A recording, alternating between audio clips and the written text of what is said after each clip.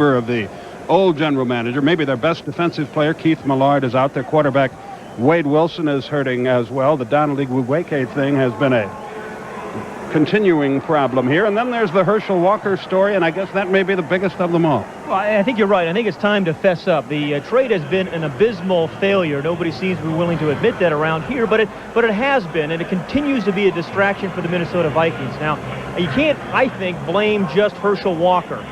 They knew what kind of back he was when they traded for him. He's always been the featured kind of back. He has not been so here.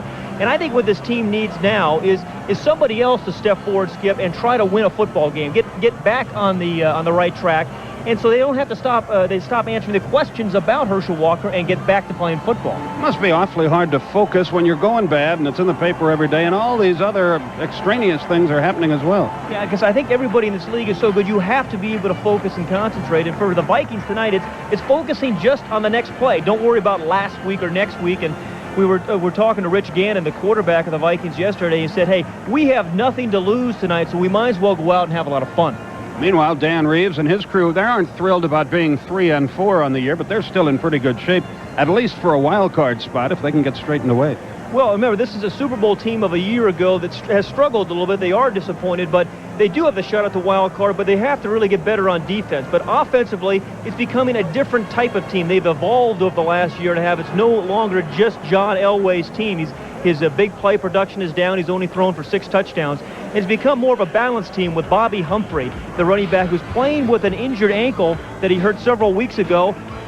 Tried to play 2 weeks ago. Only was in for 1 play. Well, about Bobby Humphrey, he probably reads blocks as well as any running back in the National Football League right now. He's not going to outrun a lot of people, but he seems to be able to turn 4- and 5-yard gains into 8- and 9-yard gains. And so this Denver Broncos team is no longer just John Elway, but it's also Bobby Humphrey, and that's what they need a lot tonight, of a lot of first downs out of Humphrey. There are your two coaches, both struggling a little bit this year. The toss has been won by Denver.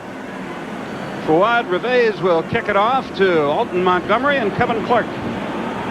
And we're about ready to go, and we sincerely hope you'll enjoy our final Sunday night game of the year on TNT. Clark wears number 20, Montgomery number 22, and we're underway. It's Kevin Clark at the 1.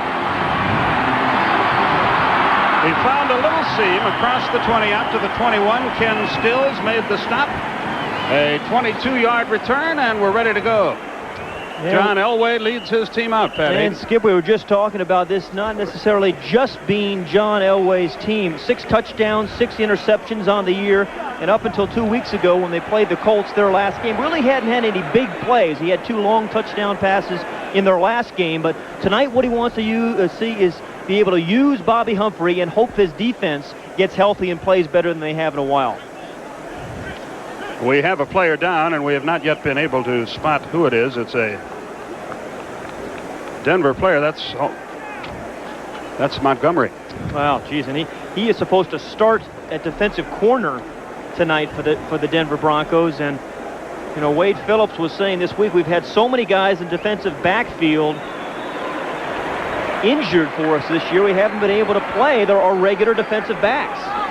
Center the screen, number 22. He comes off the field under his own power, and we're ready to go. Orson Mobley is in the game. Melvin Bratton and Bobby Humphrey are the running backs. That's Humphrey. He pops it outside, and he gets close to the 30-yard line. Middle linebacker Scott Studwell made the stop. You know, the key to Bobby Humphrey tonight, playing on an injured right ankle, is how well he cuts. And I think you find that out in the first couple of runs. He is not a speed back. He's not the type of guy who's going to run 65 yards and you say, wow, he can really fly by you. But he's an incredibly productive guy because he cuts so well and reads his blocks so well. Jackson splits wide to the right.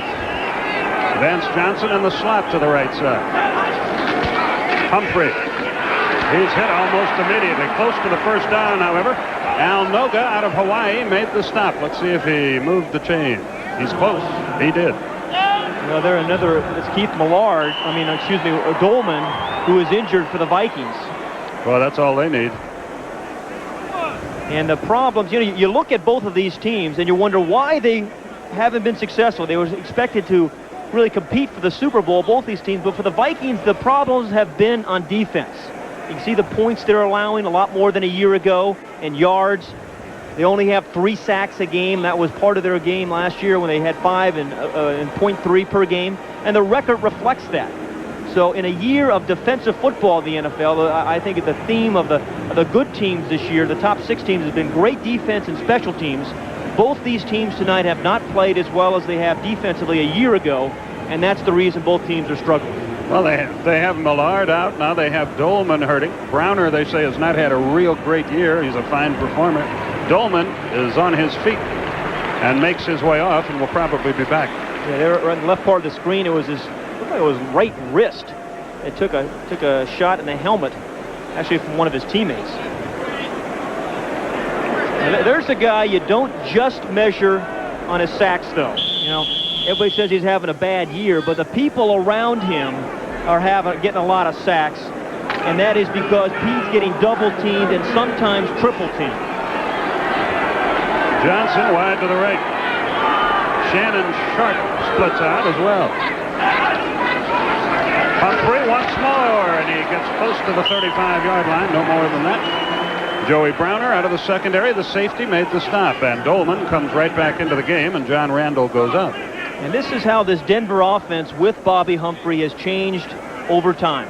Again, they used to only be able to run kind of trick plays. It's a trap here, a draw there. They'd run out of the shotgun. Now with Bobby Humphrey, they can be a much more conventional offense.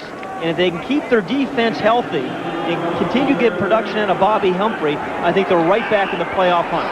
Ray Berry into the game. Scott Studwell comes out. Sharp splits left. Elway puts it up for the first time. Incomplete. It was intended for Shannon Sharp. Audrey McMillan on the coverage, number 26.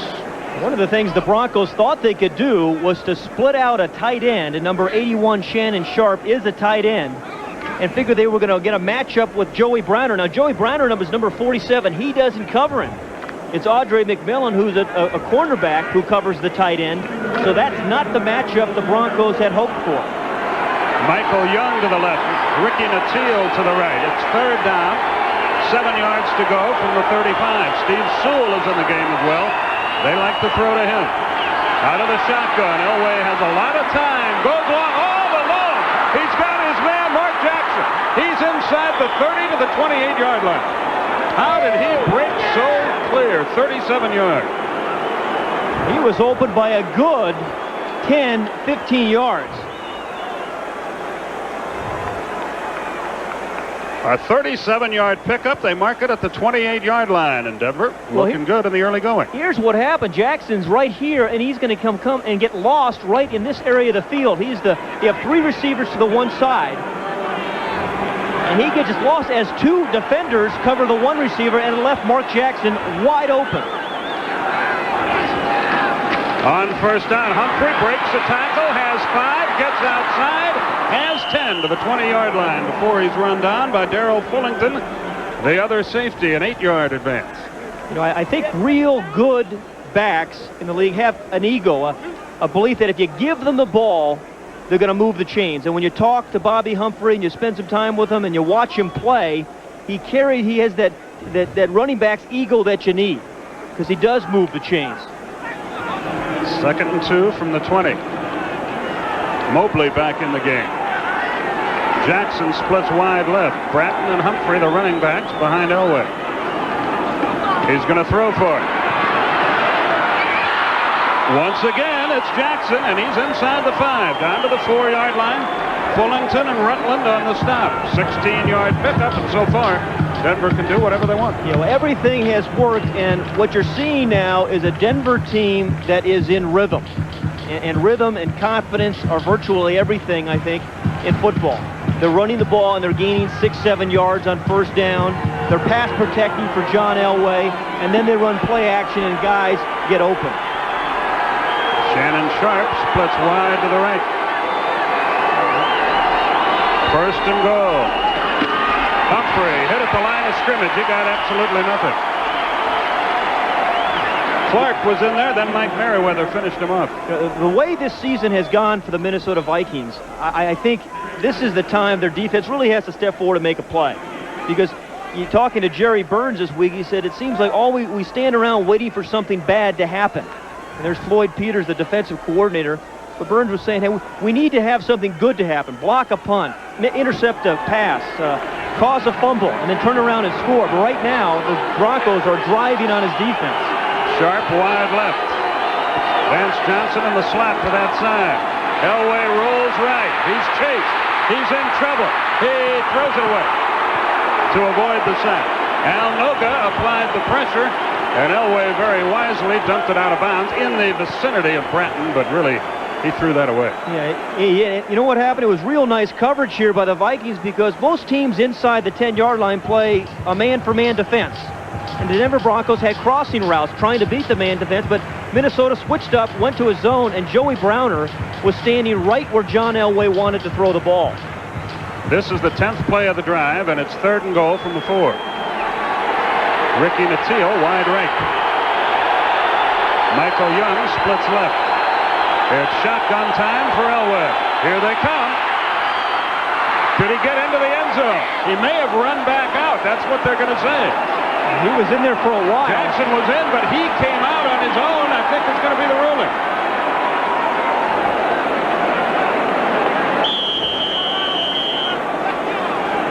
Officials time out here. Now they're going to talk it over. Jerry Austin is our referee here, and he'll have to sort this out.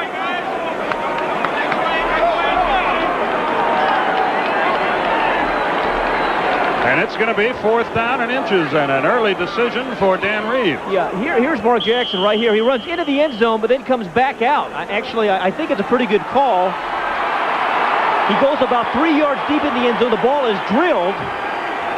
And so then he comes back out. I don't think he really had possession in the end zone, and I think that's a good call. They're going to go for it here, but now a whistle blows. Let's see what we've got. Maybe a review. Possibly. Take another look. I mean, this thing is a frozen rope. He wasn't open for long. Now it's a touchdown, and now it isn't, right? Well, all you have to have is possession into the end zone, but yeah, I'm glad I don't have to call that baby. Yeah, I think again, remember the replay rule. The replay has to show clearly and precisely that you should be overturned. It's 4th down. They're going to go for it. After review of instant replay, the call stands on the field. It's 4th down. So here we go, 4th and inches. Oh.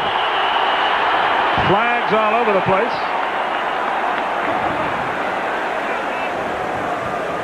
Was he drawn off? It was just a shift, I think, really. Looked like a man going in motion, and well, we'll wait and let them sort it out. Encroachment, defense, still 4th down. There's the motion, and there's the man breaking. Man, that's a clever little move when you get the ball moved 3 or 4 yards closer, but when you want it on the 1-inch yard line, it doesn't do you much good. Elway's 215. He gives it to Bratton. I don't think so. On the ride over here, Pat, you said Minnesota needs a big play early, and they just got it. Merriweather. And you're right, Skip, and just what Jerry Burns was talking about. We need somebody to step forward. We've been expecting bad things to happen. We need to make a play early, and Mike Merriweather does it right there. So the Vikings go to work from the 1-yard line. We'll be back right after this.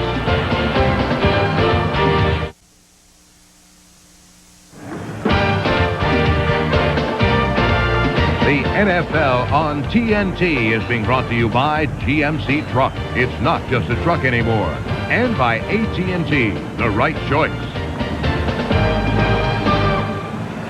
Well, Rich Gannon finds himself in an unenviable spot. He threw 5 interceptions last week, really struggled, and he starts inches away from his own goal line. Herschel Walker and Rick Fenny are the running backs that are in there, 2 big backs to try to blast out of there. That's one way to look at it. Other times you'll just throw caution to the wind and throw a bomb. Well, yeah, and you're right. Rich Gannon was the one saying, hey, we've got nothing to lose. We might as well just let it hang out and play. And it's also interesting to see Herschel Walker in the I formation. Anthony Carter splits to the left. The give is to the up man, Fenny. Boy, he didn't get much. Warren Powers, Mark Munford were there on the stop. You know, and the good defensive play on the 4th down by the Broncos, really almost a bobbled snap by John Elway, and that happens a lot down near the goal line when centers have a very difficult block. They have to, what's called a reach block, snap the ball and reach way to their right or left, and sometimes the ball comes out low, and that's what looked like happened there. Alfred Anderson into the game to replace Herschel Walker. Hassan Jones comes in as well. Again, Anthony Carter split left, Jones to the right. 2nd and 9, Gannon play action. He's going to throw. He's got time. He runs out of time. He throws it away. That should be a safety. That's what the Broncos are screaming for, but they're not getting any satisfaction. Yeah. Greg Cragen was leading the rush there. It's just going to be 3rd and 9. Yeah, I'm surprised that's not a safety. Yeah, not a bad call down here in the end zone, but a pretty good coverage. A zone team, this Bronco team is. Now, the ruling for intentional ground is you have to be threatened to be sacked, which he was, and nobody in the vicinity. And I think both parts of the rule were there, yet they didn't call it. Powers, along with Cragen, applying the pressure. Again, Anthony Carter to the left. Alan Rice has checked into the backfield. It's 3rd and a long 9. Gannon out of the shotgun and a whistle. Too much time. That's not going to cost him, but delay a game, half a foot. After this to the goal, still 3rd down. Perfect time to throw the ball deep when he's got the air conditioning at his back. You know, just let that air conditioning take it up. There's Wade Wilson, injured against the Chicago Bears, had surgery on his right thumb, and is still going to be out several more weeks. 3rd, and now let's make it 10. Jones in motion to the left. Gannon will throw for it, and the ball slips out of his hand. So it's 4th down and a very, very tough punt for Harry Newsom. You know what happened to Rich Gannon there? He was getting ready to throw that ball, saw a defender, and tried to pull it back. It was kind of a half a throw. Yep, see? Tried to pull it back, so it looks like a horrible throw, but it probably saves an interception. He did the right thing. Yeah, Makes him look bad, but it's better than throwing it. Look where Newsom is backed up. Kevin Clark, the return man, is already in Viking territory. 10 men on the line for Denver, and they're coming. But he gets it out of there, and a good kick. It drives him back to the 46. 45, and down he goes. Audrey McMillan on the stop again. 53-yard punt, a 9-yard return. Minnesota really needed that. No score. We'll be back after this from your local sponsors.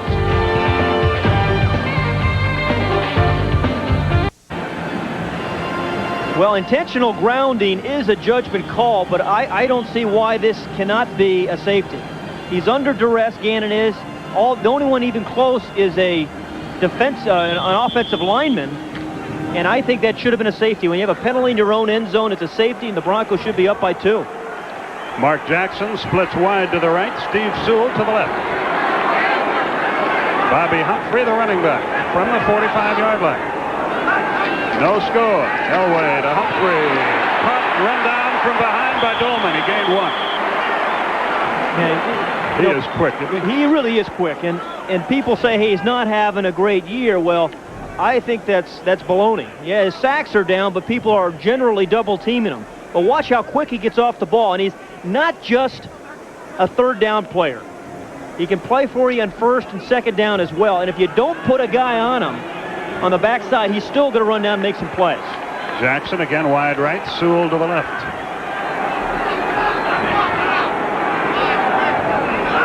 2nd and 9. Again, Elway to put it up. He's in trouble. He is knocked ball back loose. Loose football. Let's see who got it. Well, it was Dolman who knocked it loose, I'll tell you that. Say, Chris Dolman, the play before, stuffs the run from the backside. This time he beats Gerald Perry, goes all the way around him. Gerald Perry does a pretty good job of pushing him outside, and then he comes around from the backside and caused the fumble. And that, Bobby Humphrey, I think, is the man who recovered it. but you know, this thing about Dolman, that is his 17th fumble that he has caused in his career. And that's why you like to put him on the backside, because not only does he get to the quarterback, he causes fumbles. 3rd and 12. Whoops. Free play perhaps. Throw it deep. That's what he does. Incomplete. It was intended for Michael Young. Let's check the penalty. Michael Brim was on the defensive coverage.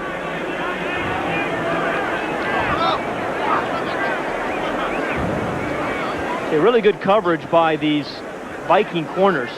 Offside defense, 99 and 97. 5 yards, still 3rd down. Here's the replay. Two different styles of defense. The Vikings are bump and run, in your face, rush the passer type of defense, and they make plays like that. The Broncos are a much more of a zone team, lay back, but these corners, all of them for the Vikings, can get in your face and make a lot of plays. Natil to the right, Young to the left. Sewell joins Elway in the backfield. It's 3rd down, 7 yards to go. Elway's gonna run. 40, 30, 27-yard line.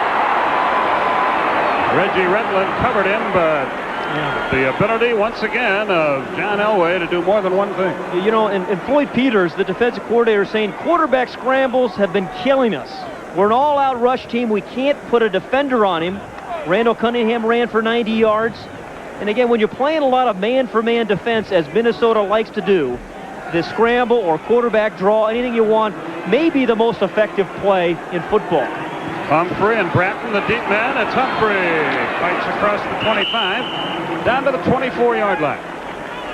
Ken Clark, the 13-year man out of Syracuse, among those on the stop, along with Darrell Fullington. Skip, sooner or later, if Elway continues to do that, they're going to have to, the Vikings are going to have to dedicate one player for that, you know, that spy technique we saw earlier in the year when the Giants did it against Randall Cunningham. You have to take one player and say, okay, your responsibility is to try to take the scramble away from John Elway. 2nd down, 8 yards to go from the 24-yard line. We have 5:35 left in the 1st quarter. Vance Johnson wide right. Mark Jackson splits left. Draw play. Inside the 20, down to the 18. Steve Sewell, who normally catches him, this time runs with the football. Yeah, you know, Steve Sewell is a unique player, and the Broncos use him in unique ways. #1 draft pick, 1984 out of Oklahoma, and he was a running back there, but they've used him primarily as a receiver. He runs draws. He's a good blocker. He's done just about everything for the Broncos in his career. It's 3rd and 2. Natil and Young check back into the lineup. 4 wide receivers. They go trips left to the Broncos on 3rd and 2.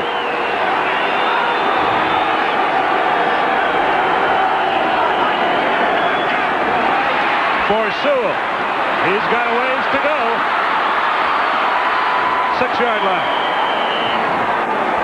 Parlee made the stop, but a 12-yard pickup, a little swing pass, and it's 1st and goal again for Denver. They were down there once before, got nothing out of it. You know, some guys just fit the role they're asked to do so well, like Dave Meggett with the Giants. Well, Steve Sewell is very much like that for the Broncos. We saw him run the play earlier. That time he comes out of the backfield on a little swing pass when they need 2 yards. Makes a nice catch for the 1st down. He'll block when you have to. Denver is yet to throw on 1st down. Will they here? It's 1st and goal at the 6.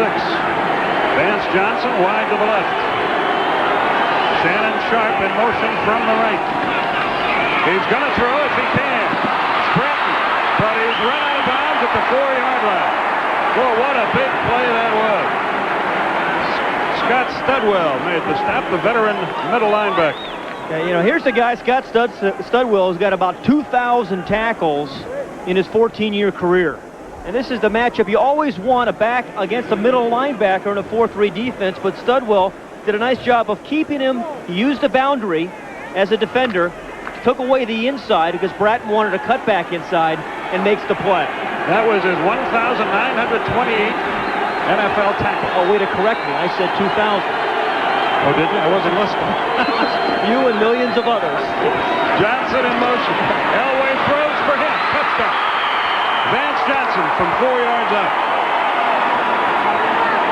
Officially a 3-yard touchdown pick. And I'll tell you who gets or should get a lot of credit for that Denver touchdown is their defense. After they blew the 4th and inches, the defense kept them controlled, got them back good field position. Yeah, they really did. And again, this was a very nice drive. We had the scramble by John Elway. They ran the ball. They had a couple of draws to Sewell. Sewell caught a short pass. And then Bobby Humphrey right there throws the block so we can get the pass out to Vance Johnson, who catches his first touchdown of the year. David Treadwell. Oh, Kubiak holding it, it's blocked. That will add more life. Tim Irwin got the block. That'll add a little life to a dispirited Minnesota team. So it's a 6-0 ball game with 3 minutes, 21 seconds remaining in the first half. There's the guy who did the deed. And we'll be back right after this.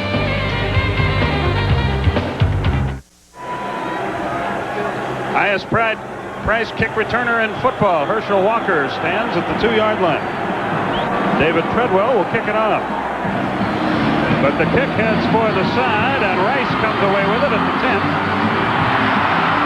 And reaches the 26-yard line. Elliott Smith, the defensive back on special teams, made the stop. In pretty good field position for Minnesota, a lot better than last time. Well, you know, you saw the touchdown to Vance Johnson, but this was really the play that kept it alive. And this is the type of play that really has broken Minnesota's back a couple times this year. They've given up over 220 yards in rushing by quarterbacks this season. Hassan Jones wide to the left. Rick Fenny, Alfred Anderson are the running backs behind Rich Gannon. Anderson in motion. The pitch is no back. Look at Finney across the 30, close to the 35-yard line before he's knocked out. There's a guy, Rick Finney, who knows his strengths and he also knows his limitations. He is an inside runner. You never see him try to dip out and delude himself into thinking that he's going to go 77 yards down the sideline. He's always keeping the legs moving, and he's a terrific tackle-to-tackle runner. Second down, a yard to go. Anthony Carter splits wide left. Hassan Jones to the right. This time it's Finney in motion, and the give is to Anderson, and he pops through for a first down. Up to about the 38-yard line. You know, Skip, when we were getting ready for this game, I was saying, you know, why are these teams struggling so much this year? And I think we talked about Minnesota's defense. That's been their problem. I think with Denver, it's been defense as well. You see they're way up in points allowed. Last year they led the NFL in points allowed, and that's the most glaring statistic. And they've only picked off 5 balls. That's interceptions that they've had. Only 5 interceptions because of all the injuries in the defensive secondary. Anthony Carter wide left. Pressure by Mecklenburg, and down he goes. Out of the University of Minnesota, Carl Mecklenburg, playing before the home folks, gets the sack. Boy, he has been a fine player for many years. You know, here's a guy who's played 7 different positions on defense, and every one they've asked him, he's been effective. He's played inside, outside, he's played nose tackle some. Only his 2nd sack of the year, but he's a guy that if you ask him to do something and just line him up and let him play, he's going to make a lot of defensive stops for you. Loss of 11, Chris Carter into the game, wide right. Anthony Carter and Hassan Jones to the left. Rick Finney, the lone running back.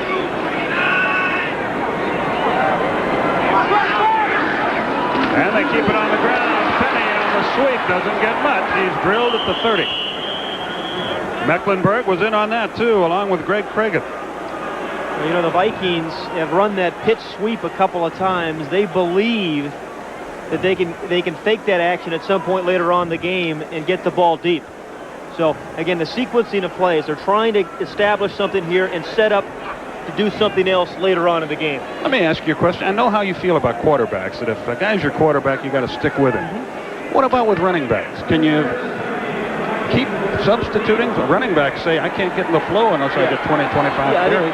Particularly if you have an I back like Herschel Walker. I think if you're going to make a decision, we're going to play the I formation or have a guy like Herschel, you have to give him the ball. They do have to get into a rhythm. 3rd and 17. Gannon in trouble, and down he goes again, way back at the 25-yard line. This time it was David Galloway out of the University of Florida who made the stop. Just the start that Jerry Burns did not want to have happen tonight. He was looking for something big to happen. The defense came up with an early big play, but Randall McDaniel right there, number 64, just got beaten very quickly by David Galloway. So back to punt is Harry Newsom. He got a fine kick away his first time. Kevin Clark, who just joined this Denver team, is the deep man. A man gets out there late for Denver.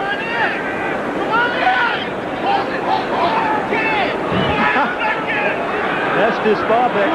Tell his guy to come in. But McCann's going to run it. And he's not going to come anywhere near making it.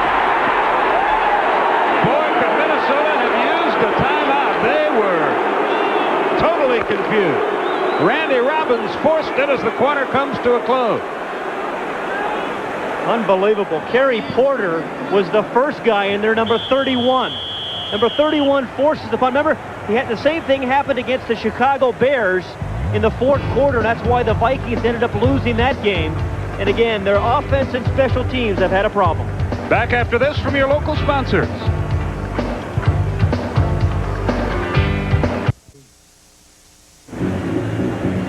Well, there's two ways, I guess, to look at this thing. If Denver had cashed in on all the chances they'd have, the lights would be out already in the Metrodome. But by the same token, with all their travails, Minnesota down only 6-0, but they're backed up again here, and Jerry Burns, not a happy camper. Yeah, and again, his defense has to carry the load, come up with some sort of event, negative play, a sack, a fumble, get the crowd back into it. Humphrey and Bratton are the running backs as Elway goes to work from the 24. He's going to throw for it. He's got a man all along. It's Bratton inside the 20, inside the 15. Run out of bounds at about the 13 by Mike Merriweather. Let's look at the punt play again. Yeah, here's Kerry Porter right here. Nobody even really blocks him. Now, remember, Denver is a team that really lost a game by special teams against the Buffalo Bills, but tonight their special teams are doing quite the job. Nobody even came close to blocking Kerry Porter, and then Randy Robbins made the tackle. First down, 10 yards to go for Denver.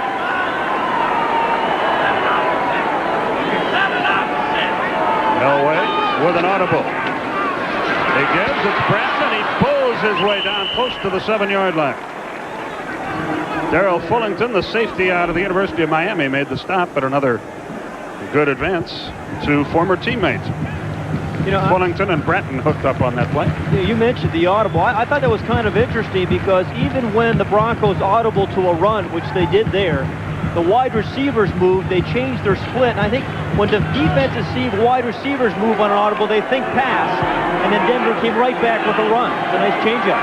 Sewell wide to the right on 2nd and 5.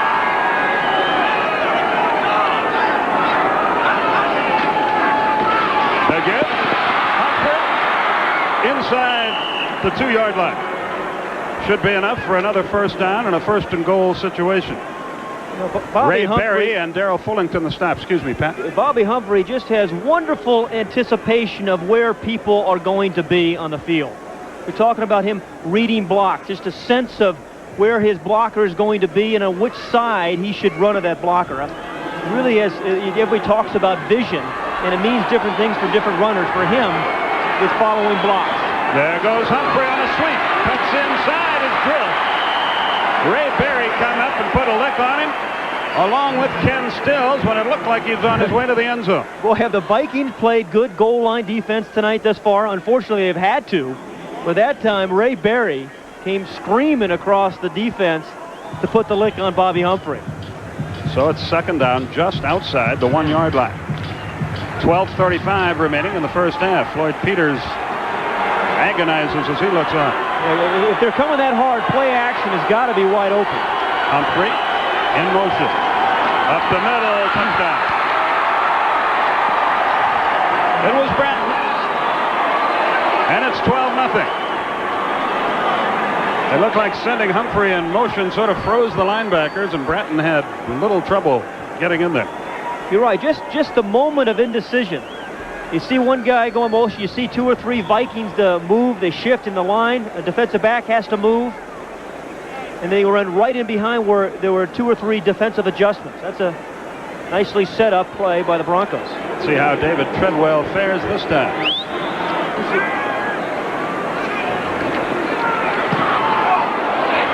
No problemo. It's 13-0. Denver has the early lead. We'll be back to the Metrodome right after this.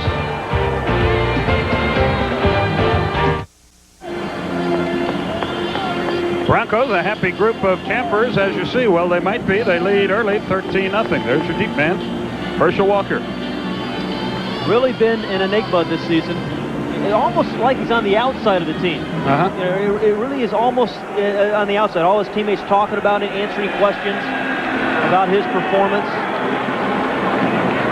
David Treadwell kicks it up. And Herschel will have a chance to bring this one back from the 4. He gets to the 30. Scott Curtis, a reserve linebacker, makes the 26-yard return. And the Vikings need to get something on the board here. Yeah, you know, as you look at Herschel Walker, he'd be the last guy you'd think would have trouble transferring his skills from the collegiate level into the pros. Here's a guy, believe it or not, who's 25 pounds heavier than O.J. Simpson, for example, and ran the 100, maybe 0.3 of a second faster, but you wouldn't mistake him for that. And he just needs to be a feature back. It's not going to be happen here in Minnesota, and I'll be very surprised if he's back here next year. Penny and Anderson are the running backs for Gannon. Play action. He wants to get some of it back. And it's intercepted by the Broncos. It's Alton Montgomery. Montgomery inside the 30-yard line.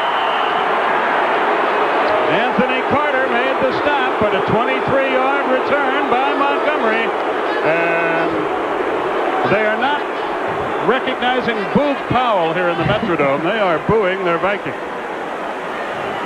Well, it started out actually for Rich Gannon with some pretty good protection after the play-action fake. And clearly there had to be some miscommunication because there was no receiver anywhere near that pass. And Alton Montgomery, who's ordinarily a safety playing corner for Denver, gets a nice little catch and a play on the ball. So Elway goes to work again with Shannon Sharp in motion, and the give. It's Humphrey, and he breaks it. Down to the 12-yard line.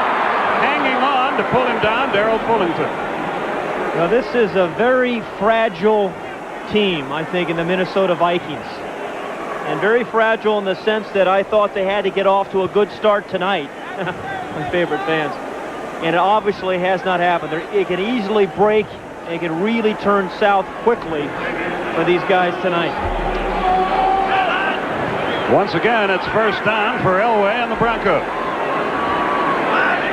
Shannon Sharp in motion. Humphrey again inside the 10. He got a couple of yards, no more than that. He now has 48 on the night in 11 carries. By the way, the Minnesota team is -2 in total yards on the night. Yeah. Some of that's been awfully good defense, and some of it's just been very poor offense. You get in a situation like this, your team is 1-6, and you're down by 13 points. All you can think about is the next play. Don't worry about what's going to happen next quarter or next week, but just the next play. Second down, 8 yards to go. Shannon Sharp again in motion. Elway's going to throw for it down the middle. Has a man at the 6-yard line. It was Sharp. And he's pulled down there by Scott Studwell. He's well short of the first down, and a third down is the result. And both teams make changes. The nickel package in for Minnesota, and fresh wide receivers in for the Broncos. It's third and about 5. 10-10 left in our first half. In years past, this was always a throwing down for the Broncos. Not as much so anymore. Elway doesn't like what he sees and calls a timeout. He has Steve Sewell in the backfield with him.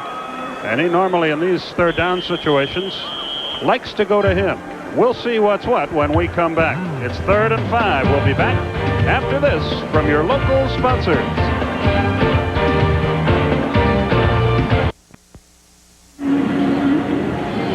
Okay, third down, 5 yards to go for Denver. Boy, they have had the ball all night.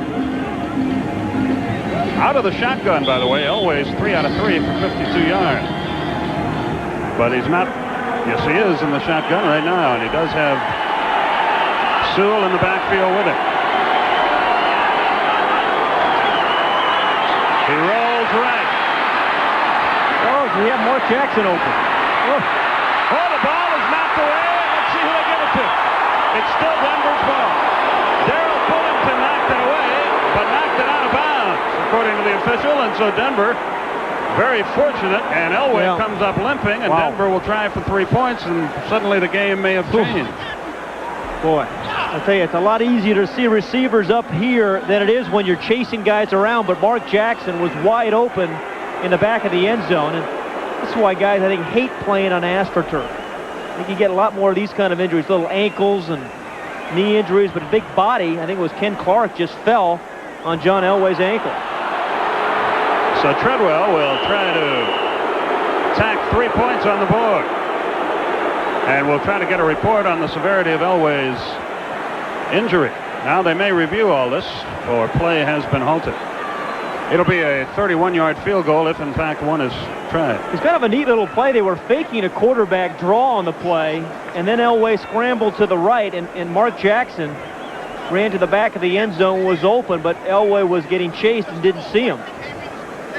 In the slot on the bottom of the screen, right here is Mark Jackson. He's going to be wide open over here.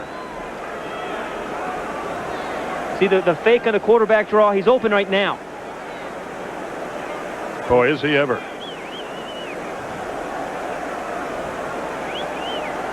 Yeah, Elway was looking outside, and Mark Jackson just did not run into his vision. After review, the play stands, and the field goal will be attempted.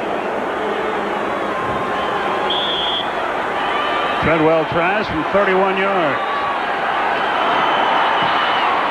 It's plenty long enough, and it's good, and Denver pads its lead to 16-0. We have 9:45 remaining in the first half, and the Vikings have yet to answer their wake-up call. We'll be back.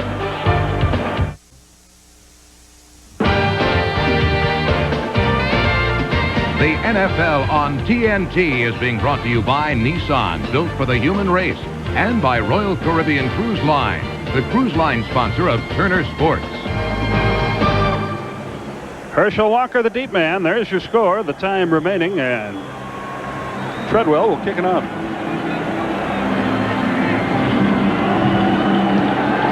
And he booms a good kick out of there. Walker in the end zone will bring it up. Across the 20 to the 25-yard line. Kip Corrington, a reserve safety, on the stop, and so the Vikings go to work from their 25 down by 16 points. If the crowd was ever in this game, it's totally out of it now, and like we say again, Minnesota has to get something going soon. Yeah, and somebody has to step forward, and it's usually the quarterback. It's got to be a guy like Rich Gannon. You can't wait for the other guy to do it. You got to say, hey, I'm going to make a play. Walker and Fenney are the running backs. Two big backs in there. Anthony Carter wide to the right, Hassan Jones to the left. Jones in motion. Walker on a sweep. Gets about 3. Scott Curtis in on the stop along with Dennis Smith. Boy, they have some safeties, don't they? Dennis Smith and Steve Atwater, two good ones. Yeah, the Broncos, really, that is the strength of this defense, is it right down the middle. Greg Cragen, the nose tackle, then the safeties Atwater and Dennis Smith. And if you're going to have a good football team, a good defensive team, I think you have to be strong down the middle. It starts with the nose tackle, and then you need good safeties. Walker is out of the game, replaced by a wide receiver on 2nd and 7 from the 28.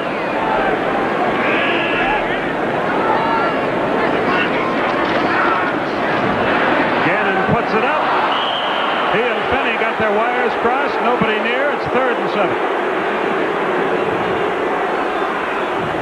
Gannon in his 4th year out of Delaware. That's sort of misleading because he's played so little. Yeah, really up until 5 weeks ago, he had not started a game in the NFL. He was saying yesterday, you put in so much preparation and so much time getting ready for these. It's almost like every game is a season, and it just kills you when you lose. He said, I finally get my opportunity, and it's just killing me that we're losing. He's 0 for 4. He's thrown an interception. He's been sacked twice for 16 yards. Possession play for Minnesota out of the shotgun. Hassan Jones in motion. Here come the Broncos. He runs for his life. He unloads, and it's complete to Carter for a first down. Anthony Carter made a heck of a play. How many times over the years when the Vikings have needed a big play has Anthony Carter been the guy they've gone to? And we're just talking about what they needed was somebody to step forward and make a play. Gannon makes a pretty good play here too as Atwater was blitzing him. And then Anthony Carter makes the catch and takes a pretty good pop. Finney and Alfred Anderson check back into the Minnesota scheme of things. Carter to the right. Hassan Jones to the left. First down, their second of the night. Finney in motion. Pitch play. Anderson gets nothing. There's Atwater out of the secondary to spill him for a loss. He came into the game with 77 tackles. A 2-yard loss at 2nd and 12. Atwater out of Arkansas, 217-pounder. He can hit. Yeah, he is just a great player. I mean, we've seen him blitz the quarterback just to play before. Then he makes a tackle. He can cover a back out of the backfield. He can play deep center field for you. All the things that free safety has to do in the NFL today, playing open space and such, Steve Atwater can do. So it's 2nd and 12 at the 40-yard line for the Vikes. Carter to the right, Jones to the left.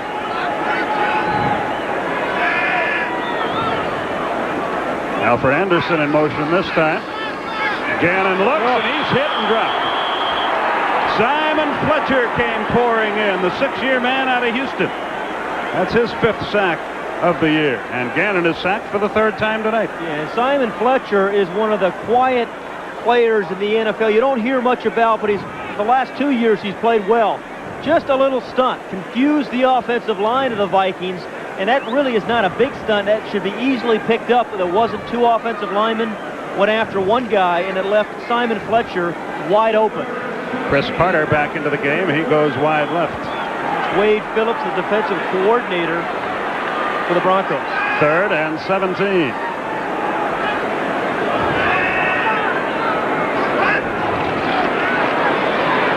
Gannon's got a little time this time.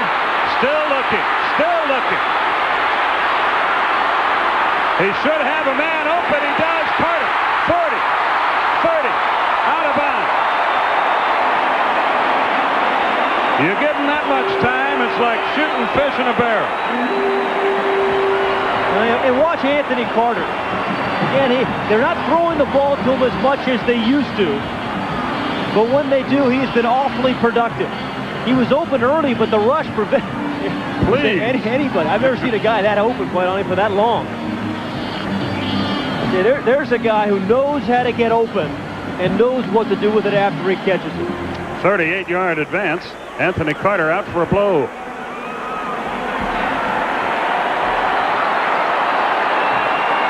First down for Gannon.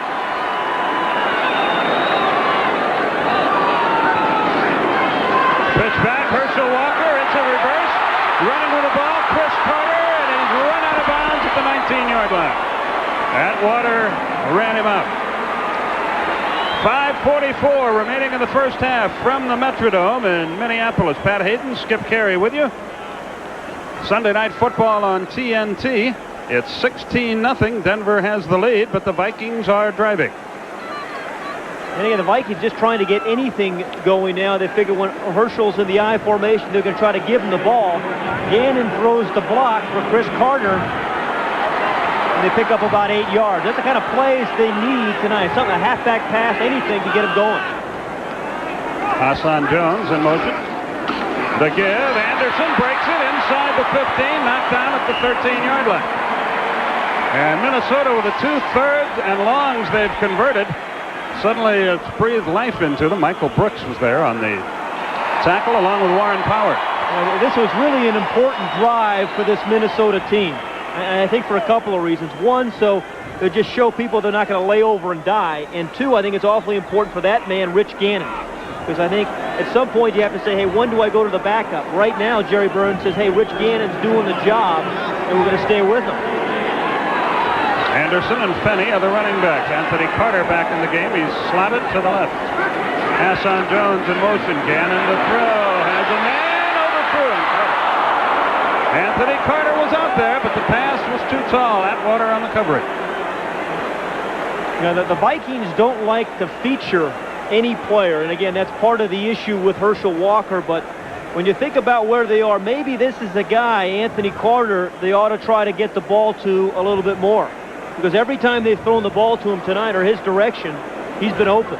The obvious question to me is, if you don't want to feature anybody, why do you make a deal for Herschel Walker? Well, you're right. You're absolutely right. I mean, they knew what they were getting, an eye back who needs the ball 30 times a game. Jones right, Carter left. Anthony Carter. Anderson in motion. Pitch to Finney. Finney at the 15. Breaks a tackle and gets down to the 4-yard line. What a move he made. And Skip, I love to see this because here you have a desperate team at 1-6. They're not going to the playoffs. They're down by 16 points, and they can lay over and die, but they aren't. And again, we talked about Rick Finney being a good short yardage runner or inside runner because he is always moving his legs. He gets low, his shoulder pads low to keep people away from his legs, and then he spins and keeps those legs a-churning. Third down, a yard to go.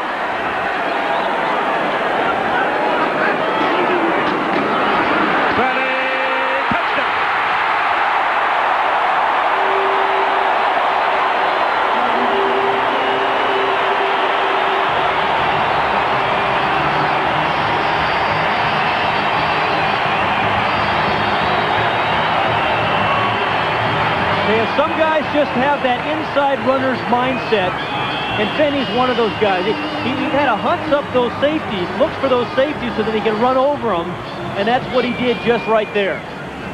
Alton Montgomery on the receiving end. Igwebuike will try the extra point.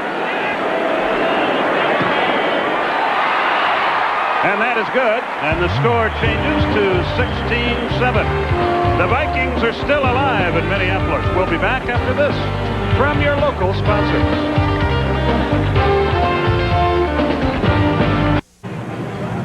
"11 plays, 75 yards. It took 6:04. Minnesota had the ball for just 4:41 on the first 3 possessions. Fuad Ruvez will kick it off to Kevin Clark, number 20, and Alton Montgomery, number 22. There's Ruvez out of Bogota, Colombia, and the University of Tennessee.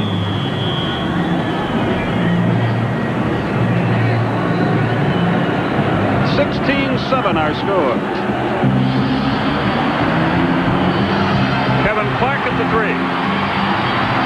Uh-oh. One man to beat, and he's got a blocker. He cut back, and it may have cost him a touchdown, but what a return.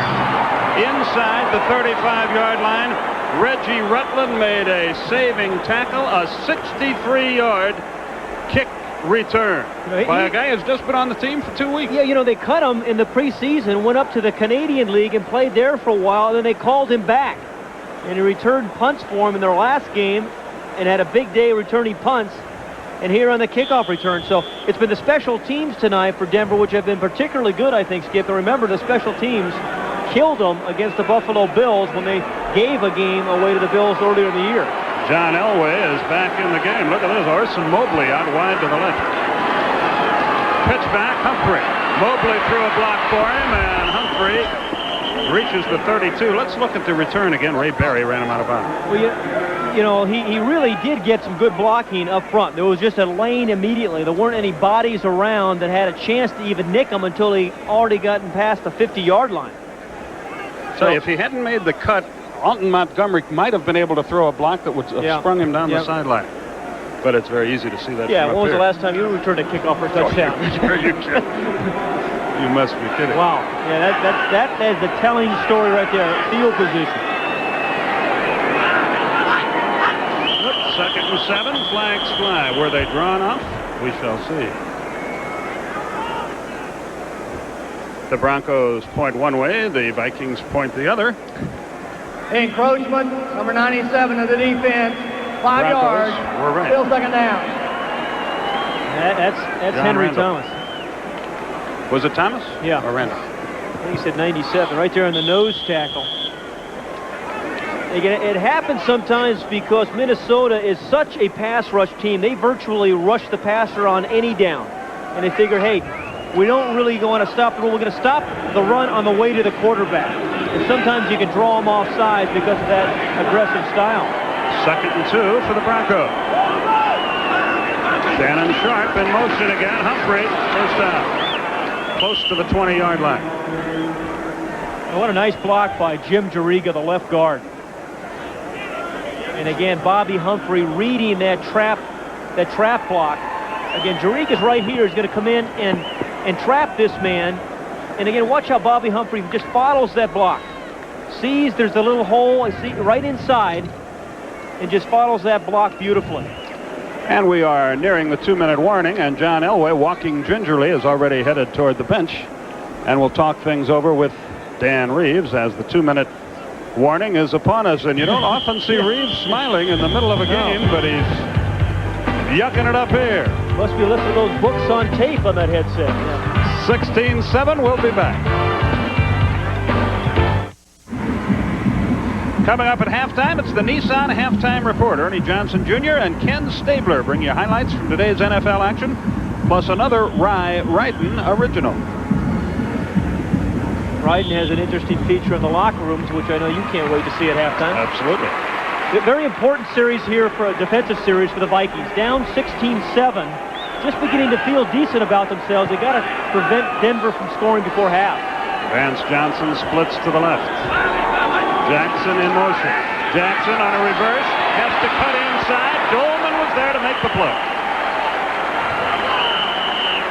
Yeah, Chris Dolman, we've seen him run guys down from behind, cause fumbles. There he stays at home when they try to run the reverse. Timeout is called by the Vikings. 1:52 left. We'll be back.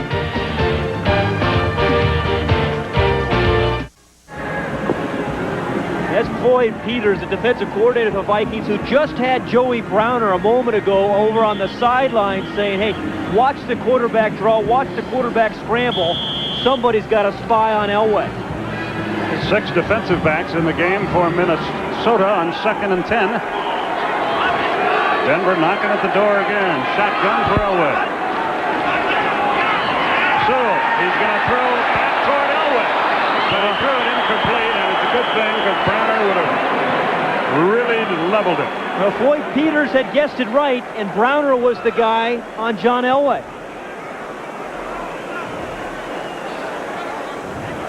And not a bad call, again, when you have generally man-for-man defense down here. Usually the quarterback's wide open. But Peters just a few moments earlier had said, watch the quarterback draw. Somebody take care of Elway. Reminded me of games we played as kids. You throw a button hook behind the Nissan and wait for the pass. 3rd and 10. Are you ever a receiver? Not often. Elway in trouble. He is sacked at the 25. Chris Dolman again. Boy, he is something. 3rd sack against Elway. A lot of people are wondering, hey, the Vikings are out of it. They're 1-6. Are guys going to quit? He always gets up limping again. But yeah, he's hurt. Left to the screen, number 56. No quit in Chris Dolman tonight or any night. But an offsides against the Vikes negates that. Yeah, the most important thing is Elway comes up limping again. And an ankle injury stays with you the entire year. Offside, 5 yards. Repeat, 3rd down. Yeah, that's another nice play, though, by Chris Dolman. And again, here comes Kubiak. Gary Kubiak's going to come into the game for the year. The veteran is 3 out of 3 for 34 yards. He's an 8-year man out of Texas A&M. Yeah, one of the best backup quarterbacks in the NFL because he prepares virtually like a starting quarterback. Mentally tough and prepares as if he's going to be the guy every week. He's got a 3rd and 5 from the 16 with 1:41. And he's going to put it up right away. And it's intercepted. And a lateral. And Merriweather runs. He's still on his feet. But now another lateral. Browner. They're losing yardage.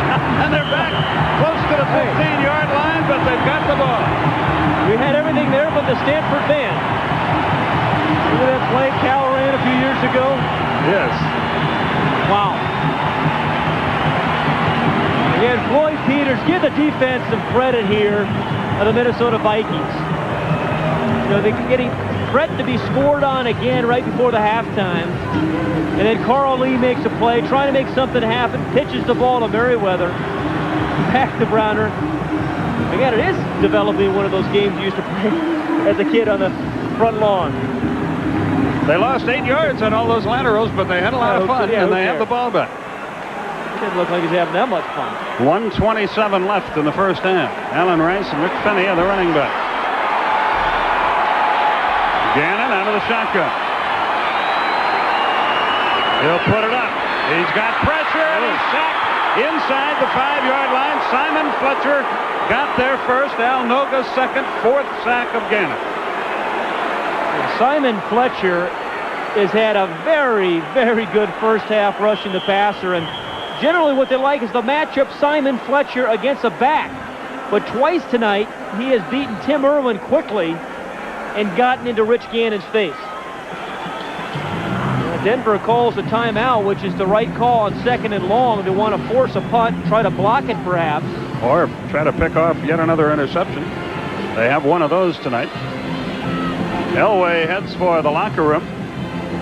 You know, we talked about those ankle injuries, and you know, it's either an ankle or it could be that turf toe stuff. I know that sounds silly, but he did sort of stub his toe the first time he heard it. And on this junk, yeah, you can get those kind of things. Take another look at the interception here by Kubiak. Yeah, there's a lot of people in his face. That's the first thing. Interceptions generally are caused by a pass rush, and then Carl Lee just read the pattern pretty well, but wasn't a good throw because of the pass rush. So it's 2nd and 22. Don't turn the ball over here.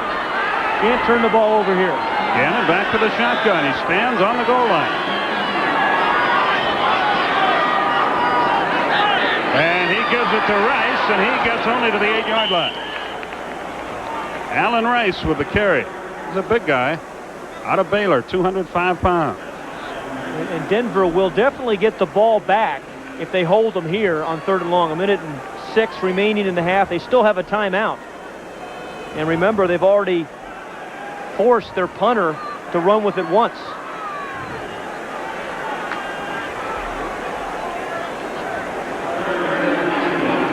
You see the time remaining. It's 3rd and 19. Let's see if Gannon stays conservative here.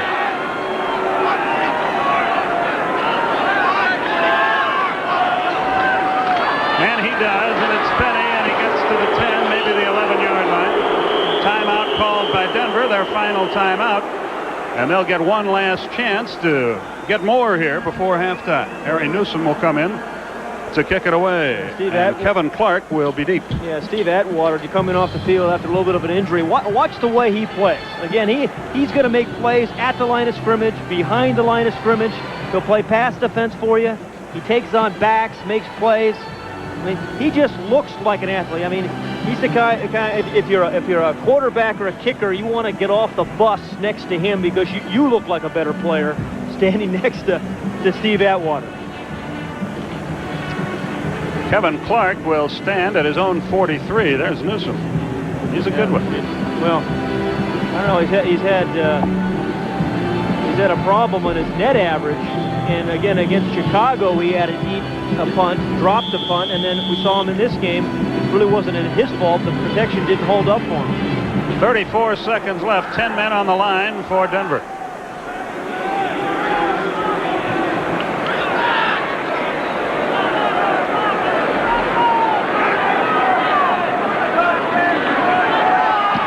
He gets the kick away, and there's nothing wrong with this one. Clark fields it on the 38. He's in a lot of trouble at the 40-yard line. Audrey McMillan covered again. 51-yard punt, only a 1-yard return. Say, the NBA on TNT continues this Tuesday, beginning with the Celtics and Bulls, followed by the Hawks taking on the Kings. Then on Friday, another doubleheader, the Cavaliers and Pacers matchup, followed by the world champion Pistons against the Portland Trail Blazers. Both nights get underway at 8 o'clock Eastern Time. Well, I'll tell you, the way this first half started, the Minnesota Vikings and Jerry Burns have to be delighted that they should go in at halftime trailing 16-7. Because it really could have been a lot larger margin. Kubiak out of the shotgun. Frankly, I'm surprised they don't just kneel on it. And he's still running it. He puts it up. He rolls left. He has a man. It's complete to Jackson inside the 50, but the clock continues to roll. I tell you, Kubiak took a shot there too and got up very slowly. And the half will come to a close right here. We are at halftime. Denver has the lead, but Minnesota is showing signs of life. The Nissan halftime report coming up. But first, this from your local sponsors.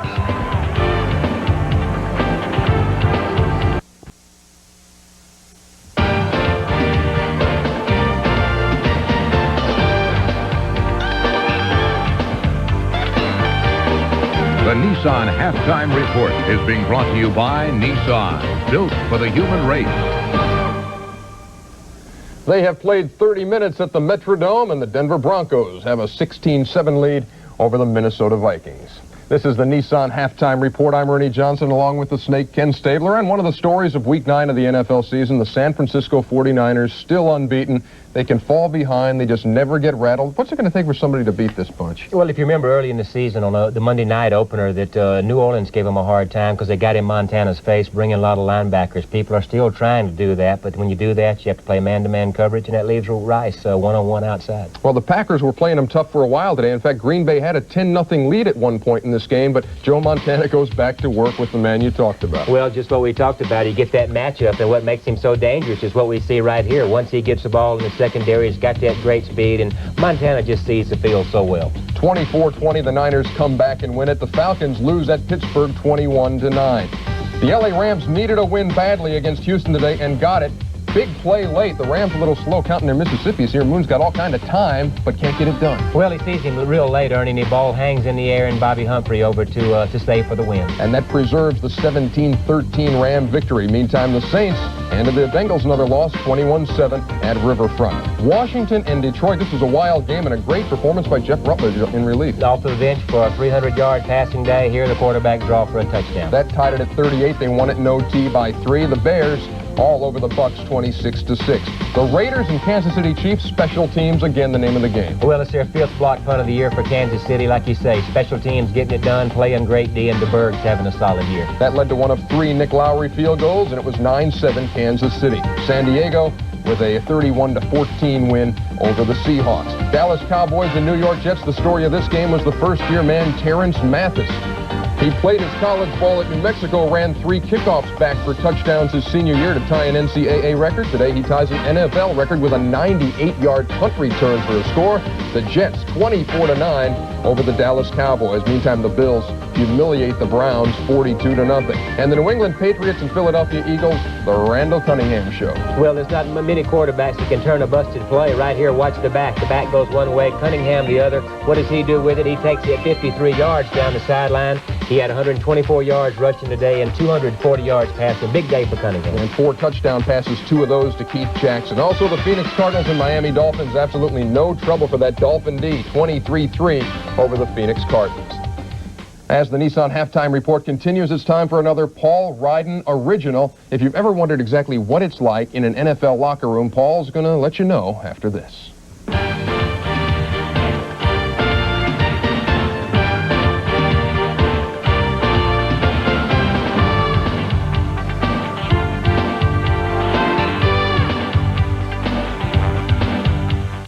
The regular season. I'm out of music. Why don't you just come to me here? There you go. This looks like a pretty peaceful place, doesn't it? An NFL locker room. And yet these dressing rooms have been in the center of the biggest controversy in the NFL this year so far. Who did what to whom? Who should be allowed in? So on and so forth. Well, I'm not here to rehash that whole situation. But what I do want to do is this. I want to bring you inside a real live NFL locker room after a game just to see what all the excitement's about. Hey, you've probably never been in one, so let's go back 1 week ago tonight. The Falcons have just beaten the Bengals. The combatants shake hands, then head off to the locker room. We wait outside for a while as the players cool off, or in the case of the Falcons a couple of weeks ago, try to figure out how to shower and dry off when your locker room is a couple inches deep in backed up sewage water. At last, we're granted access. First, for an intimate little chat with the coach, who incidentally is wearing pants. Great team effort. Then it's on to the players, if you can hear them. Now here's where it gets interesting. Players in various stages of undress talk to guys like me, who are, like the coaches incidentally, wearing pants. It was a great victory. The Falcons are a team that hustle a lot. I'm just happy to be back playing, really. What is the dumbest question you've ever gotten in the locker room post-game interview? Well, first day they said, why'd you chuck the ball? What happened? How's that win feel, or how's it feel to lose? Dumb questions. Maybe it's the dumb questions, maybe it's the male-female issue, but some have suggested that the locker room be closed to reporters. Hey, that's fine with me, since I've never known what to ask a 225-pound man who's just fumbled away his team's chance for victory. Hey, call me a wimp, but a wimp on a deadline. So it's back to the press box, which at this point sounds like a room full of tap-dancing hamsters. Here in their own version of a 2-minute drill, reporters file their stories for the morning edition. In the case of a night game like this, you'll read the quotes first, then watch them on the news Monday night to see what the players looked like when they said whatever it was they said. In any event, you'll forget them by Tuesday. Now, is there a better way to do all this?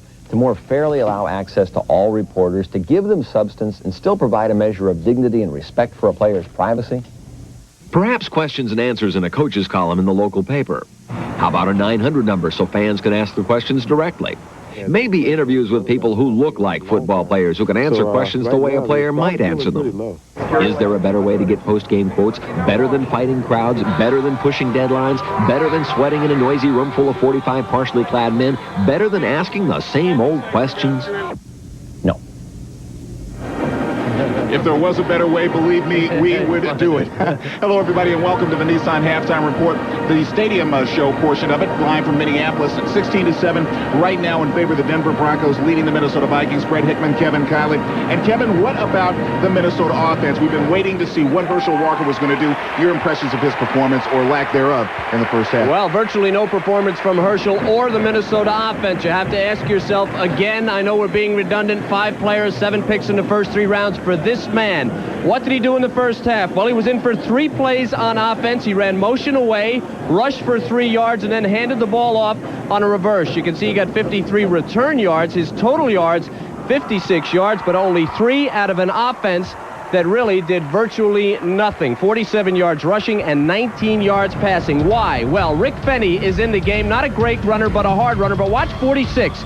Alfred Anderson. Watch the block here. This is on the touchdown drive. He makes the block that springs Rick Fenny.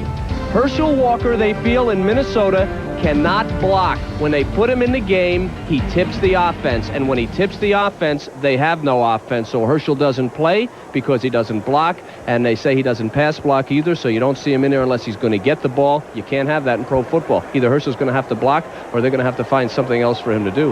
Yeah, and it's something football-related, Yeah. hopefully, for Herschel. Now, moving over to the other side of the line of scrimmage, John Elway had a pretty decent first half, a workman-like first half.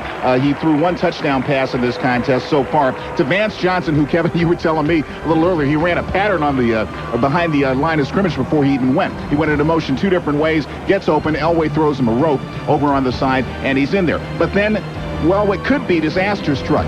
John Elway was scrambling for his life out there a little bit later on in the half, and you'll watch what happens. He'll be rolling to your right, looking for somebody to get open. Sewell at first. Sewell was covered.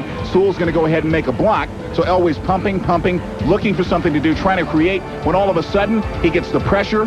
The ball's batted away, but here's the one that hurts.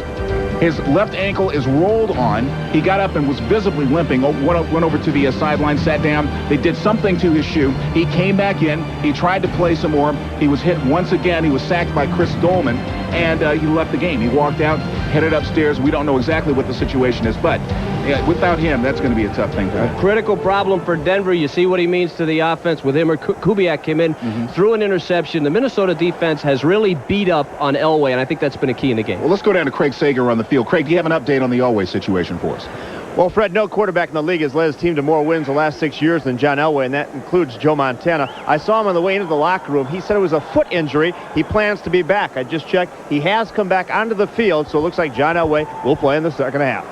Okay, Craig, thank you very much. We'll see you for the Stadium Show post-game. Kevin will be back to talk about the contest and a lot more. But right now, we're going to get you ready for the second half. Skip and Pat standing by with the play-by-play call. We'll have more after this.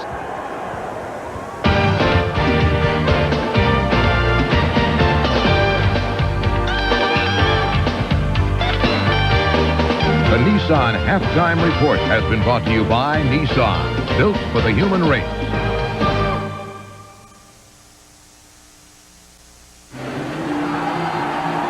There's the story at halftime. The Broncos lead it 16-7. David Treadwell getting ready to kick off. And Herschel Walker is the deep man. We understand John Elway will give it a whirl here. He has a left foot injury. Boy, he's still limping badly. Yeah, it looked like he's ready to go to me. It's either the foot or ankle. We're still trying to find out. Here we go, and Walker will field it at the 6. He reaches the 30, perhaps the 31. Here are your first half stats, Patrick. Yeah, really, it was. It really could have been a rout early on, but for some nice goal line defense by the Minnesota Vikings. But again, the total yards clearly in the favor of the Denver Broncos. But this game, really, but for some very good Minnesota defense, could have been a blowout in the first quarter. Walker is in the backfield along with Finney. Hassan Jones wide to the left, Carter to the right. From the 31. Play action. Gannon's going to put it up. And it's complete to Hassan Jones, and he is down at the 46-yard line. Well, that's what a quarterback needs to, Skip. Okay, you come out in the first series of the second half. You kind of struggled a little bit in the first half, and you get a nice completion. I mean, that just builds your confidence. Mark Munford made the stop after a 15-yard pickup. Anthony Carter wide left. Jones goes to the right.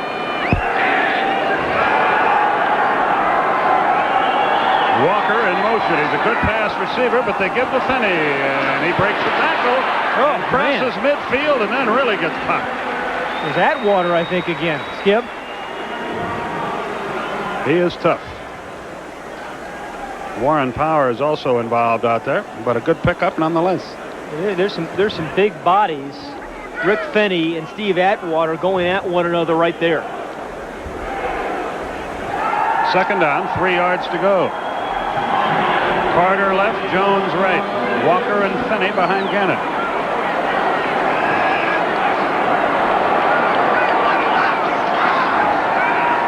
Gannon looks, has time, has a man, it's Carter. He breaks one, down to the 18.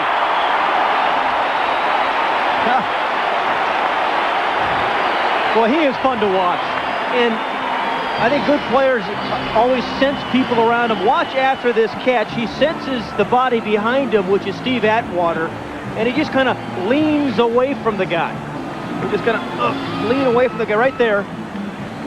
It breaks away from Atwater. Alton Montgomery finally caught him. They mark it at the 19. Finney and Alfred Anderson now, the running back. Carter again wide left. Gannon looks great in the second half. Finney in motion. Anderson hit, breaks a tackle. Bounces outside, is hit and wrapped up at the 15-yard line. Greg Cragen among those on the stop. You know, Alfred Anderson is one of those guys you don't notice much until Monday. You pick up the stat sheet, you see that he ran for 40 or 50 yards. You watch the film on Monday, you see that he didn't make any mistakes. He blocked the blitzing linebackers, led the way for other ball carriers. A valuable and versatile player for the Vikings is Alfred Anderson. We just learned John Elway will probably play no more. It's a sore left toe. It may be that turf toe stuff. Gannon into the flat. Anderson can't handle it. Boy, that Montgomery really popped him, but it was an incompletion, and third down approaches. Into the game, Chris Carter. Yeah, there's a guy, Alton Montgomery, who was naturally a safety. Played safety at Houston, the University of Houston. He is a rookie, number 2 draft pick. but they have him starting at left corner, and a lot of safeties would freeze out there just because you really are on an island, but he has not. He has reacted to the pressure of playing corner pretty well. Had an interception in the first half. 3rd and 7 from the 15. Anthony Carter wide left, Chris Carter wide right. They haven't thrown to Steve Jordan much tonight. Keep an eye on him. Gannon running, looking, being pressured and wrapped up. Simon Fletcher again outside the 20-yard line. What a game he's had.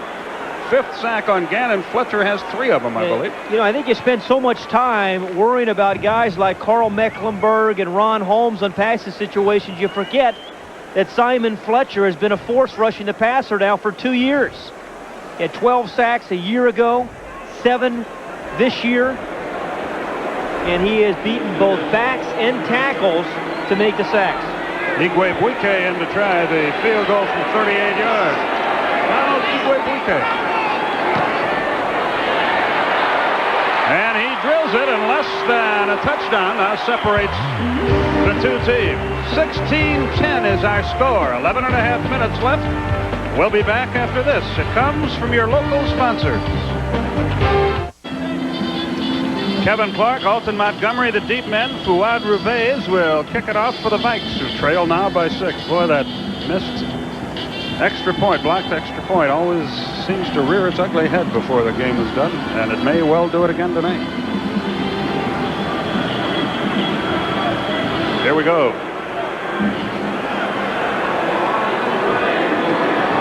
Rivez cranks it out of there. The high kick. It's going to be Montgomery at the 3. Right up the middle. Bang. He fails to reach the 20. Rick Finney was in there on the stop. What a nice play by Rick Finney, the starting fullback down there in the kickoff. Here's the guy who's been running over people, but the story of this game right now is that John Elway injured that foot and is not coming out on the field to play or open the second half. Now, the last report we heard was it was doubtful that he would play anymore, which holds open the possibility. I guess if Kubiak got knocked out or something, they'd have little choice. They're going to mark the ball at the 20-yard line as we go to work, and Sewell comes wide to the right. Bobby Humphrey, the running back. Jackson in motion. He looks to Sewell, and it's intercepted, and Browner is going to take it in, and the Vikings can take the lead.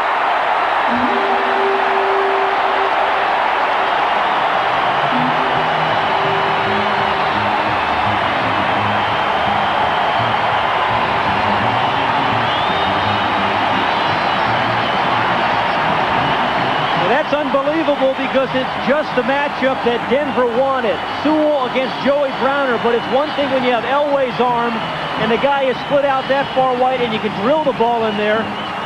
And Gary Kubiak just does not have the arm that John Elway does, so the receiver's got to cut his split down. Otherwise, you have this kind of play. That is a nice read by Joey Browner. 26 yards. Igwebuike will try to give Minnesota the lead. 17 unanswered points, and the Vikings have the lead for the first time tonight. 17-16 is our score. We'll be back to the Metrodome right after this.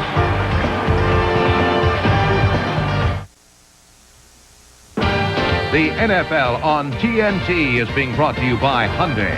Test drive the new sporty scoop from Hyundai. Yes, Hyundai. And by Allstate. For home, auto, life, and business insurance, you're in good hands with Allstate. Well, Gary Kubiak is 3 out of 3, but unfortunately 2 of those passes have gone to the Vikings, 1 for a touchdown, and Minnesota leads by 1. And he is a pro, and he'll shake it off and come back out there. Kevin Clark, Alton Montgomery are the deep men. Rivez will kick it off again, and he booms one to the goal line. Montgomery again, right back up the middle again. Better results. Midfield, 42-yard line. Michael Brehm may have saved a touchdown. 58-yard return. They had a 63-yard return earlier. Boy, has he been a force on the special teams for the Denver Broncos. It's a second long kickoff return. He's been returning punts, and this is again well blocked. Remember Finney last time made the tackle, number 31? Well, Finney ran right over a defender, and then Alton Montgomery ran by him. Reggie Rutland also in on the stop. Kubiak brings him out. First down at the 42-yard line. Denver trails by a point. Humphrey gets a block, gets outside, breaks a tackle, and gets to the 31-yard line, close to a first down. Darrell Fullington made the stop. You know, we started, Skip, at the beginning of the year noticing all the defensive scores in the NFL this season. I think there's been more than I can ever remember by the defense, and we just saw Joey Browner return one in for the Vikings, but 19 interceptions for touchdowns of the year, 15 fumble recoveries. I mean, it's been an incredible defensive year in the NFL. Coming into this game, Denver had led all 7 of their games at halftime, but outscored 115-50 in the second half. And it's started out that way in the second half tonight. Well, Kubiak fumbled the snap. Denver looks like they got it back. Either Humphrey or Kubiak, both were there. Well, you know, the other thing is Denver has had 3 one-point games. It's 1 point now, and lost 2 of those. Ball just didn't come up, and Kubiak didn't have a chance.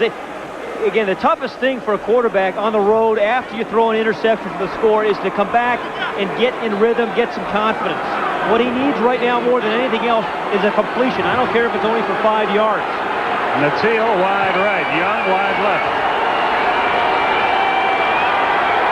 2nd and 14, draw play, Humphrey. Doesn't get much, gets perhaps to the 31. The ball is knocked loose, but after he hit the ground, Ken Clark, the veteran out of Syracuse, with the stop. 3rd and long for Denver. 9:20 remaining in the 3rd quarter. A concerned Dan Reeves looked on. He had things going his own way, but not anymore. His quarterback's hurt, and he's down by a point. And here's a situation, 3rd and 9, backup quarterback in the game. You don't think Chris Dolman and Al Noga and Henry Thomas and some guys are licking their chops right now? Natil wide right, Michael Young to the left. Sewell in the backfield with Kubiak. Swing pass. Sewell has nothing there. He's down at the 28-yard line. Mike Merriweather on the stop. Andre McMillan was there as well, and they have held. David Treadwell comes marching onto the field. He'll try a pretty long field goal. As long as this year, 44 yards. Yeah, and it is a long one, and generally your trajectory is lower. I remember Tim Irwin blocked one earlier, the extra point. He's 6'7", number 76, who will line up in the middle of that defense. 46-yard attempt. It would be his longest of the year. It would give Denver the lead back. Yes. Treadwell hammers it home. And the lead goes back to Denver by 2 points with 8:09 remaining in the 3rd quarter. Well, Skip, you mentioned it. Denver has not been a strong second half team. You see all the leads they've had, and the 4 losses all came in games where they led at halftime. And in particular, the 4th quarter has really led to their demise. They've had twice as many points scored on them in the 4th quarter as they have scored. And Wade Phillips was most concerned about his pass defense. 25th, ranked 25th in the NFL, 25 interceptions, played well early in this football game. You know, when we got our schedule early this year, we figured this would be a game just like this, but we thought these 2 teams would be much further along in the standings, but they've played a dandy. You're right, they have played it. And again, I think give the Minnesota players some credit. They really had nothing to lose, and sometimes you say, hey, guys, you could go in the tank and not play hard, but you went out and talked with Minnesota players this past week, and not one of them said, hey, we still think we can win. You know, we may not make it to the playoffs, but we're going to play hard on Sunday night. Herschel Walker deep again. He's had a busy night. David Treadwell will kick it off. Denver's possessed the ball 8 times. They've started 5 times in Minnesota territory. But they have just 19 points. Low line drive bounces around. Anderson at the 8-yard line. He's to the 20, the 25, the 32. Anderson Scott Curtis, Tim Lucas in on the stop. 24-yard return. Well, now you have a game between two teams that everybody thought was going to be in the Super Bowl hunt, and now two backup quarterbacks facing one another. Rich Gannon and Gary Kubiak. And right now, Gannon is the quarterback, although he's only completed the 4 of 10, who seems to have played in the second half at least with a little bit more confidence. Walker and Finney in the backfield behind Gannon from the 32. Walker on the sweep. He's got room. First down, 43-yard line. Have to be happy for Herschel Walker after all the grief he's taken. You say, why the trade? Well, I guess if Adam and Eve can swap paradise for an apple, you think this guy's going to be the missing piece of the puzzle and get you to the Super Bowl. As Walker comes off, the crowd boos. I don't think they're booing him. They want to see him run it again. And that has really been his complaint. He makes a run like that, and they don't give him the ball again. You talked about running backs getting in rhythm, and he's never had that opportunity here. From the 43, Alfred Anderson's going to do all right. Down to the 45-yard line before he's decked by Atwater. Another 11-yard pickup. In Minnesota, a much different-looking team than they were early in this game. Well, some of it is the adjustments I think they made at halftime. They came out and opened the second half with a play-action pass, and then came back and ran the football and have run it actually pretty well here. Andre Townsend has checked into the defensive line, and Warren Powers has gone out for the Broncos. Gannon brings him up once more. 6:40 left in our third quarter. Gannon will throw. He has time. Now he is sacked. Down he goes. The 6th time he's been sacked, and there's that man again, Simon Fletcher. I think it's his 4th, I think. The 4th sack by Simon Fletcher. Now that tells you one thing. Either you're going to have to double team Simon Fletcher or change your blocking scheme, because he's been putting way too much pressure on Rich Gannon. Football is a game of adjustments, and if a guy like that is hurting you that badly, you've got to change it up. Second down, 14 from the 49. Carter wide left, Jones wide right.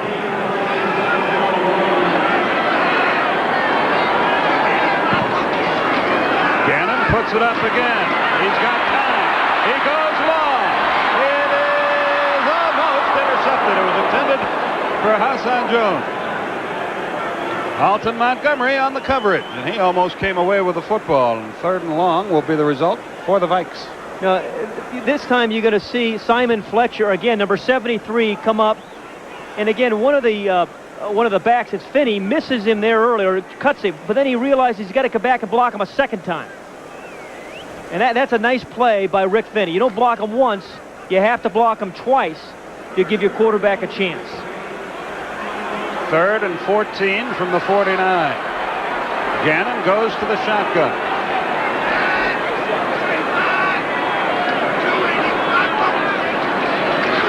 Gannon feels some pressure. Down he goes again. This time, David Galloway was the first man there. The veteran out of Florida, that's his 2nd sack. And what started with such promise for the Vikings on that drive comes to absolutely nothing, and Newsome in to kick it away. And Kevin Clark in to return it. Sometimes you sense players feeling maybe a game slipping away. And I think the Denver Broncos, when John Elway got hurt, sensed that. But then their defense realized, hey, if we're going to win this game, we've got to make some plays, and they've done it in the last couple of series. Newsome stands at his 29. He'll kick from about the 33. Clark stands at his 11. Another fine kick. Clark at the 10. 15. Made a good move to get to the 22-yard line. Boy, he took some hits. Mike Jones finished him up. 46-yard punt, 12-yard return. We'll be back to the Metrodome right after this from your local sponsors.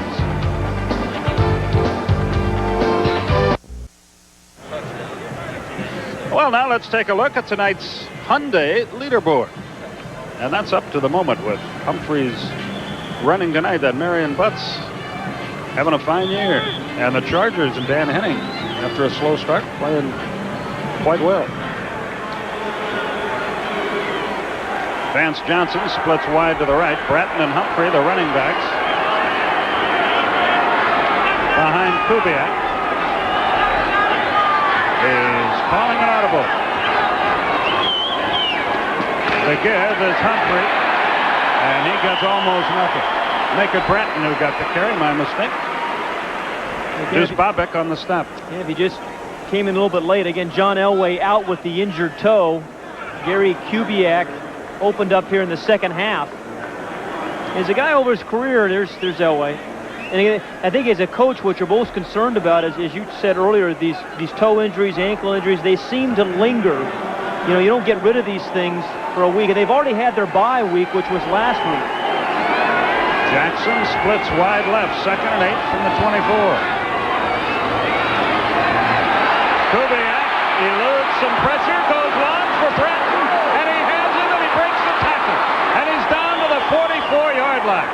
What a catch and what punishment he took. Scott Studwell finally finished him off. 32-yard pickup.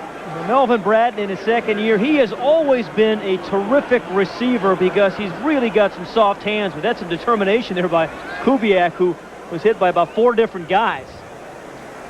But again, it's not too often you see a fullback like that jump up and time a catch in a crowd and then come down with it. Jackson wide to the left, Johnson in the slot to that side. Fullington had the hard hit on Bratton, but he bounced right off. First down, of course. Humphrey, a marked man, but he gets about 5. Fullington on the stop. The thing when you watch Bobby Humphrey, he always seems to make the first guy miss. No matter how well you have him defended, either he breaks a tackle or he puts a move on you and makes the first guy miss. Sure, if you're going to have success against Bobby Humphrey, you need to have at least 2 players tackling on every run. A pickup of 4 is given to him at 2nd down and 6. Jackson to the left, Johnson in the slot to that side. Bratton and Humphrey, the running back. Kubiak throws a slant, and it's complete, and what a catch by Jackson. Reggie Rutland was all over him, but he made the catch. But a flag, and we may have a hold against Denver. Yeah, they called a hold, but I think they got away with a pass interference, Skip. I did too. Yeah. Holding, number 60 of the offense, 10 yards, still 2nd down. Big Gerald Perry called for the penalty. First flag against Denver all night, and what a big one it turns out to be. We'll take a look at the hold, number 60. Gerald Perry is the left tackle. Wait a minute, though. Deuce Bobek just threw his arms in the air and hollered. They may have thrown another flag.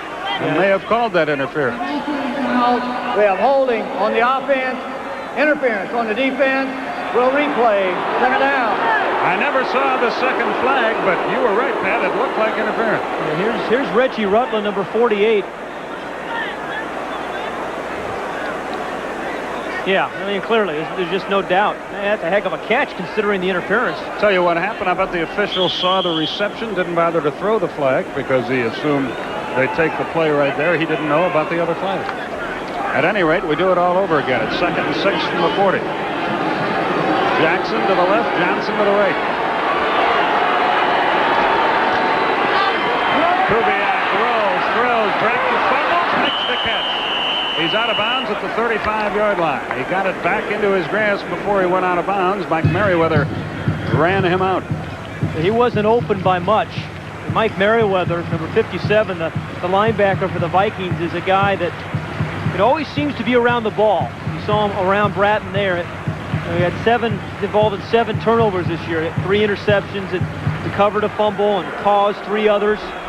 Always around the ball, and some guys just have a feel, a knack for it, and he's one of those guys. Huge play here, 3rd and 1. Humphrey sneaks and wriggles and gets the first down.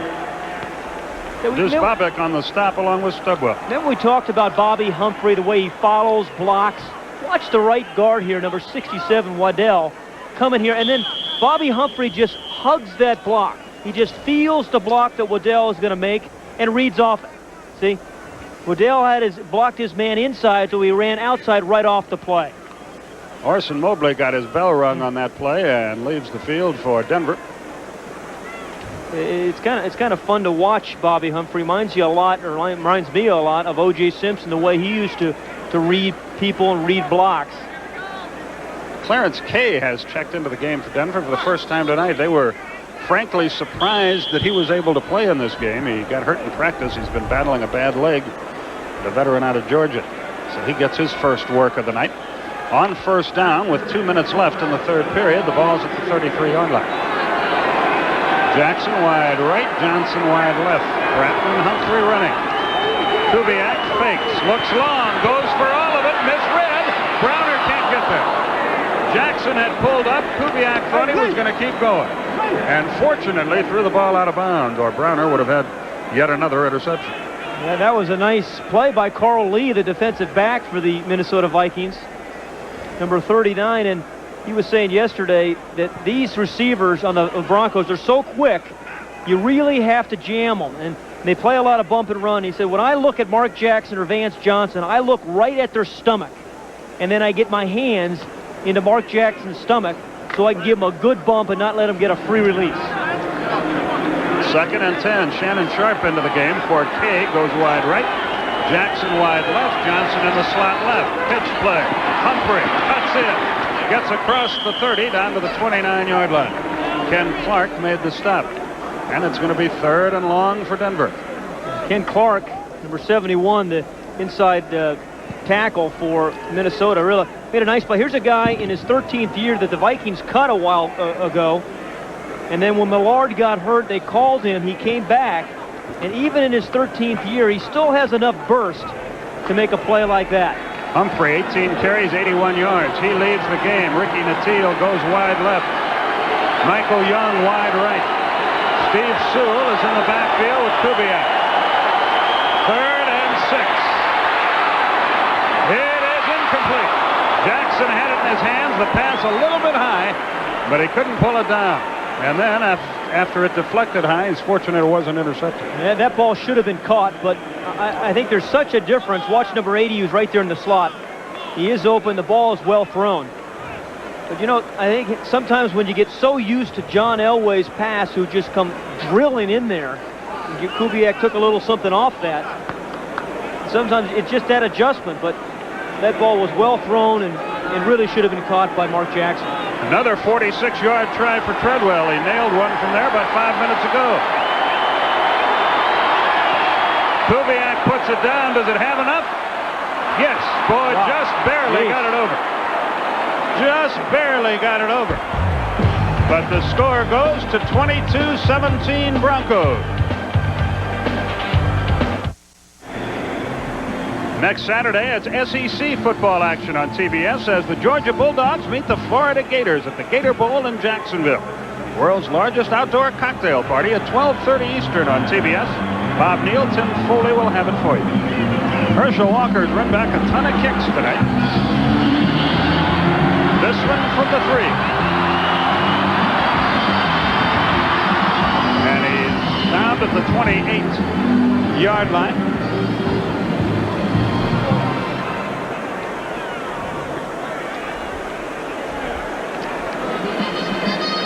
You see what the Viking running backs have done. Walker's in for 7 plays. Again, it's just hard to figure because what you look for in any football player, every scout has always said all you look for are size and speed. And Herschel Walker has both of those attributes.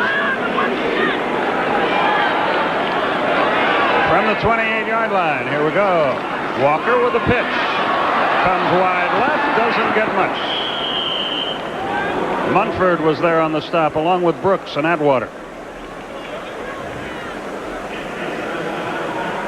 Again, he's had a couple of decent runs, but again, you just continue to need to feed him the ball. And it's only a 5-point game. It's the kind of game that you'd like to give a guy a chance to maybe win it for you. You give him 10 carries maybe in the 4th quarter and let him get some rhythm. He's in the game for 2 consecutive plays, which has been rare tonight. Play action. Gannon says the heck with it. I'm going to run. Heads to the sidelines. Gets a block.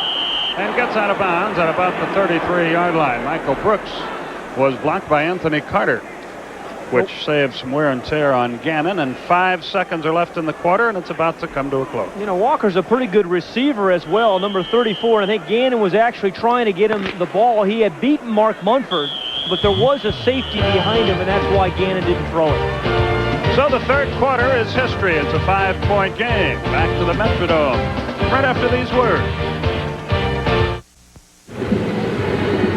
Tuesday night, don't miss NBA basketball action on TNT. First, undefeated Boston takes on the Bulls, who are 0-2, followed by undefeated Atlanta against Dick Motta's Sacramento team. All live Tuesday night right here on TNT.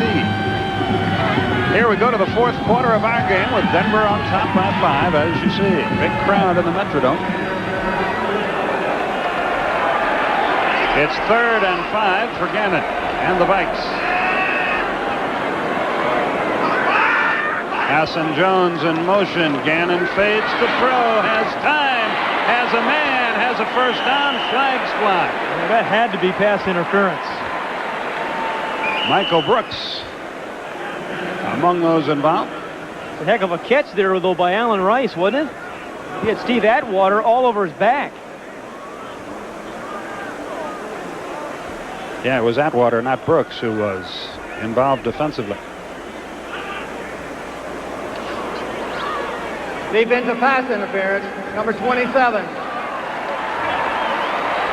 First down. Jerry Austin with the call. You're going to see Atwater just come right over his back before the ball gets there with the left hand.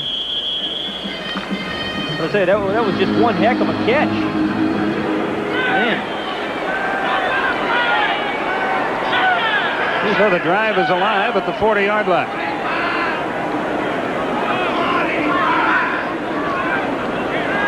Hassan Jones in motion to give to Penny. Lost the football. Big scramble. I don't know who's got it. The Vikings say they do. It looked like for a moment that Atwater was going to get that on the fly. Herschel Walker checks into the game. And now further fun and games as Warren Powers is all upset. The second-year man out of Maryland. Take another look at Fenny, who takes a pop. Well, then watch number 27 in white come into the picture. It looks like Atwater's going to catch it right there. And then one of the Viking linemen ends up making the recovery. So a 4-yard gain out of all that for Minnesota, and a very big break for them. 2nd and 6.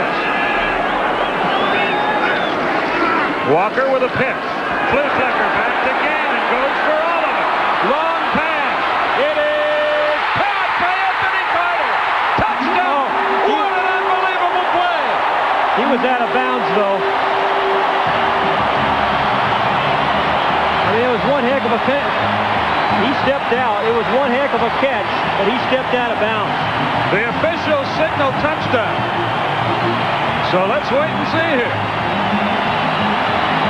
The thing about Anthony Carter, he is so special because of his body control. I mean, he is well covered here by Alton Montgomery, but he waits to the last moment to go up and make the catch. Now watch him step out. I didn't see it there. I don't know that he did.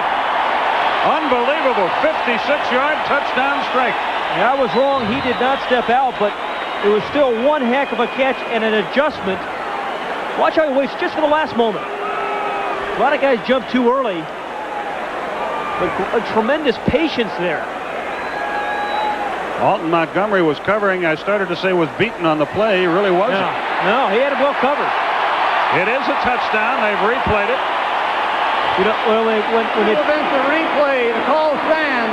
Touchdown. When they've thrown the ball to Anthony Carter, either he's been wide open or he's made a play like that.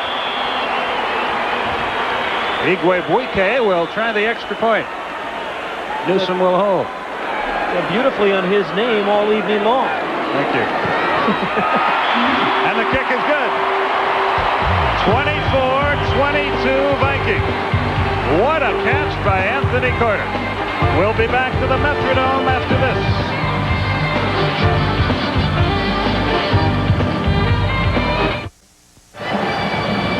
NFL Charities tonight increased its commitment to the National Federation of Parents for Drug-Free Youth to $165,000 with a $10,000 contribution.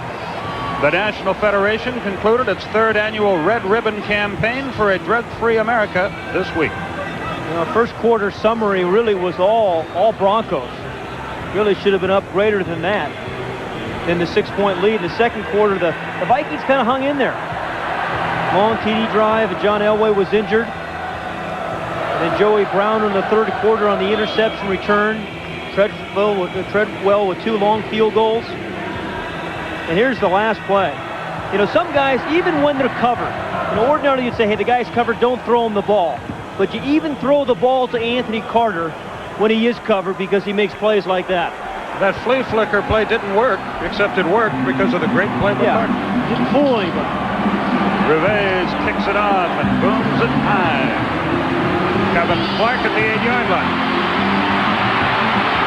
He's got a seam again and gets across the 35 up to the 36. Audrey McMillan made the stop. This guy has been a weapon tonight, Kevin Clark. I mean, that's his, what, 3rd or 4th long kickoff return.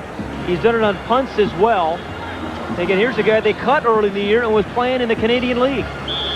If you've been out looking at the autumnal splendor of the leaves falling throughout the country and just joined us, we want to remind you that John Elway, we think, suffered turf toe in the first half, has not played in the second.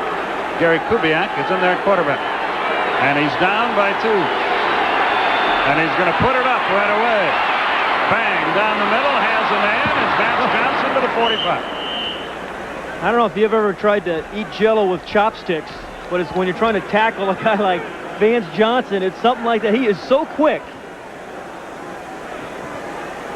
Is that like military intelligence or one of those things? Is that what that? Those oxymorons, yeah. I once played with a guy who thought an oxymoron was a dumb cow. You know. A dumb ox. It's the last game, folks. 1st and 10 from the 46-yard line. Vance Johnson, wide right. Jackson to the left. Kubiak, Humphrey. Gets to midfield. Scott Studwell there to put the kibosh on him. Fullington involved as well. You know, much like Herschel Walker when they used to give him a ball a lot, gains momentum and strength. I think Bobby Humphrey is a perfect example of that. As you watch him again, the 4th quarter, he's handled the ball an awful lot tonight. And yet, even when there isn't much of a hole there, he can still move the pile. He doesn't look like a physical running back, but somehow when there's a lot of bodies around, he always seems to move them backward. 2nd and 5 from midfield.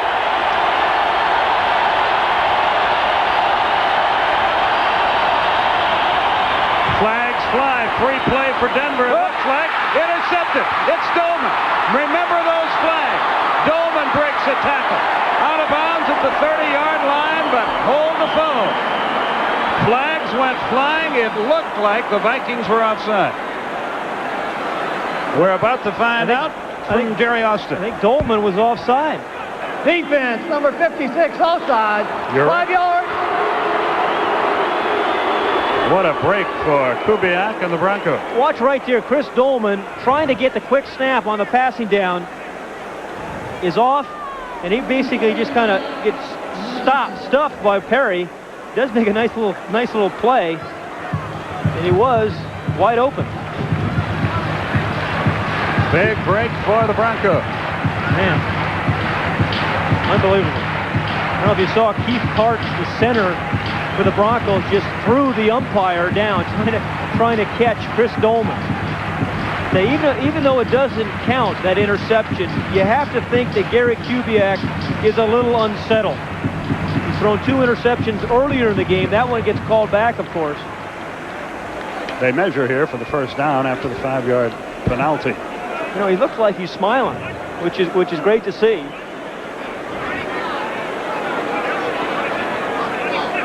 So, I mean, it's great to see when you've had a play like that a guy can still keep a sense of humor about it all. John Elway looks on from the sideline.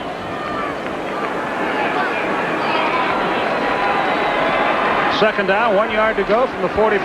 12-19 left in regulation. Jackson wide left. Johnson to the right. Bratton with Humphrey in the backfield. Second and very short. Humphrey, first down, 41-yard line.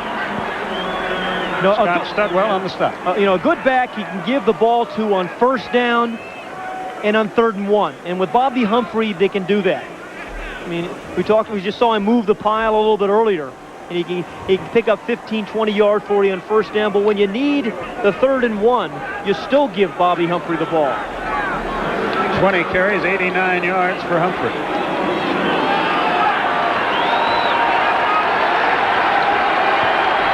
From the 42, 1st down. Not much this time. He got only to the 40-yard line. Bratton was the ball carrier. He got very little. Melvin Bratton out of Miami. This is a guy who has not surprised anybody as a receiver. He's coming on as a runner, and primarily the last couple of weeks when Bobby Humphrey was hurt, he'd really begun to come on as a runner.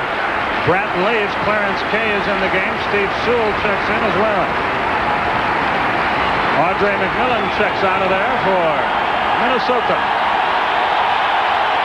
11 minutes left.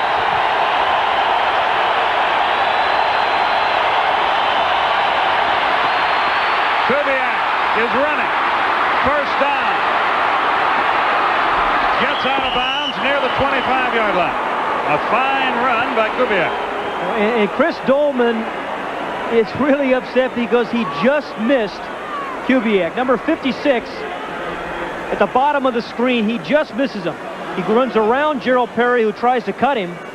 Kubiak steps up into the pocket, and then just the one hand can't hold on to it, but a nice play by Kubiak. If he waits a split second to step up, he is under the artificial turf here. Bobby Humphrey and Melvin Bratton, the running backs. Shannon Sharp wide to the right. 1st down at the 25. A field goal gives Denver the lead. Humphrey again fights his way for close to 4 yards. He made Henry Thomas miss him at the line and squirted down to about the 22. You're right. Just as you said, he made Henry Thomas miss him. And he's done that all night long. His entire career makes that first guy miss. And then he always picks up 3, 4, 5 yards after the first tackler misses him. But it's also a good call, a little draw play there against a team like the Vikings who rush the passer as well as they do. Vance Johnson wide to the left. Jackson in motion. A reverse. It's Jackson. He's got the 10. He's got the 5, but a flag down around the goal line, and we may have a clip. I think he's going to call it on the center, Keith Karts, who got his big old elbow in somebody's face. It's holding against Denver. What a big play. Clarence Kay is really upset. So upset he might be the villain. Number 72. Nope. 10 yards. You're right. Keith Karts. Yeah, I was watching right at the end of the play. Watch number 72, the center. He's going to come out here. He's the guy they call the penalty on. He gets knocked down, shoved around in the line, but he's hustling. I'm telling you, he bounces back up. And as he tries to throw the block here for Jackson, right there, he had actually held a little bit earlier than that on Joey Browner. And the side judge was there to make the call. Watch Joey Browner in Karts. Grabs him with the right arm, and that's a good call. That's a good call. Michael Young wide left, Ricky Nattiel to the right on 2nd and 12 at the 27.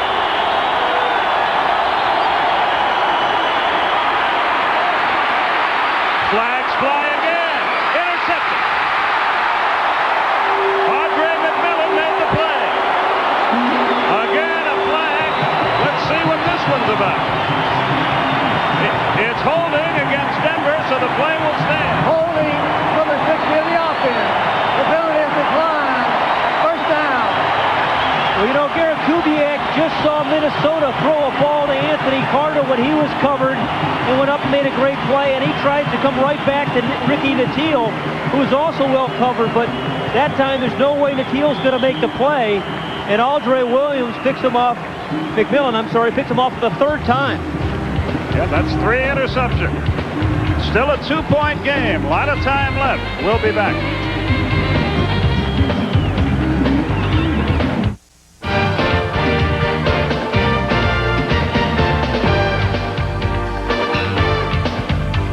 The NFL on TNT is being brought to you by Jeep.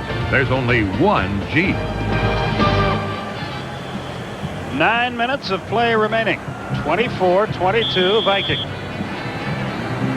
This happened during the timeout. John Elway and Gary Kubiak both came in the same year, 8 years ago. Both very good friends, and Elway is just trying to help him shake it off. Benny and Walker are the running backs. Herschel Walker on a sweep. Made one man miss. He's down the sideline. Atwater got him out of bounds at the 35. 17-yard pickup. Dennis Smith just missed him in the backfield. Well, you know, a lot of question marks coming into this game about the Vikings. A lot of them about Herschel Walker. Would they quit? Would they give up? Would they just die at 1-6? And I think a lot of questions have been answered tonight.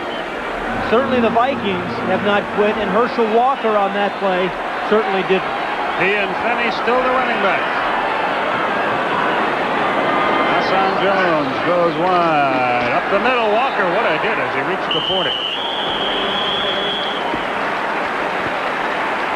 A pickup of about 3. You know, and this is the perfect kind situation of a game where you'd want to use Herschel Walker. Your team is leading by 2 points in the fourth quarter, and you just want to use the clock, grind out some first downs, and go into the locker room with a win.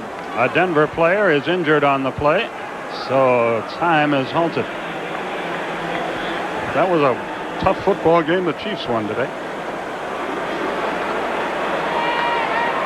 The Bengals continue to mystify their fans. Me too. I really thought the Bengals were going to have a terrific year. Still can. Miami, boy, they just keep rolling along with that defense. Yeah. Because they made it a lot easier for Dan Marino.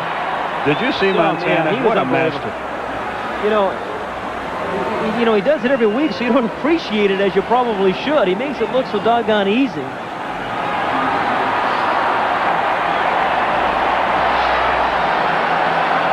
The Jets a much improved team this year.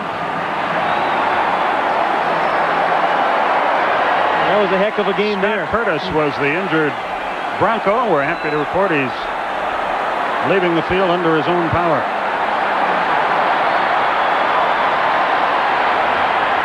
The wave has arrived at the Metrodome. That's always pleasure. I always look forward to that. 8 minutes exactly remaining in our game. It's 2nd and 7 from the 40-yard line. In the first half, the Minnesota defense kept them in the game. Now it's up to the Denver defense, a defense that struggled most of the year, to give their offense a chance to win it again. The Viking players asking their crowd to zip it up, but they won't. Walker again fights his way for perhaps 3 more. Michael Brooks, Steve Atwater involved in the tackle. Okay, this is the down. 3rd and about 3. Into the game, Alan Rice. Yeah, 7:30 remaining in the game. Out of the game comes Herschel Walker. Out of the game comes Steve Jordan. And remember, this is the down. Remember how well Simon Fletcher has played in passing situations tonight. He and David Galloway have put all kinds of pressure on Rich Gannon. It's 3rd and 3.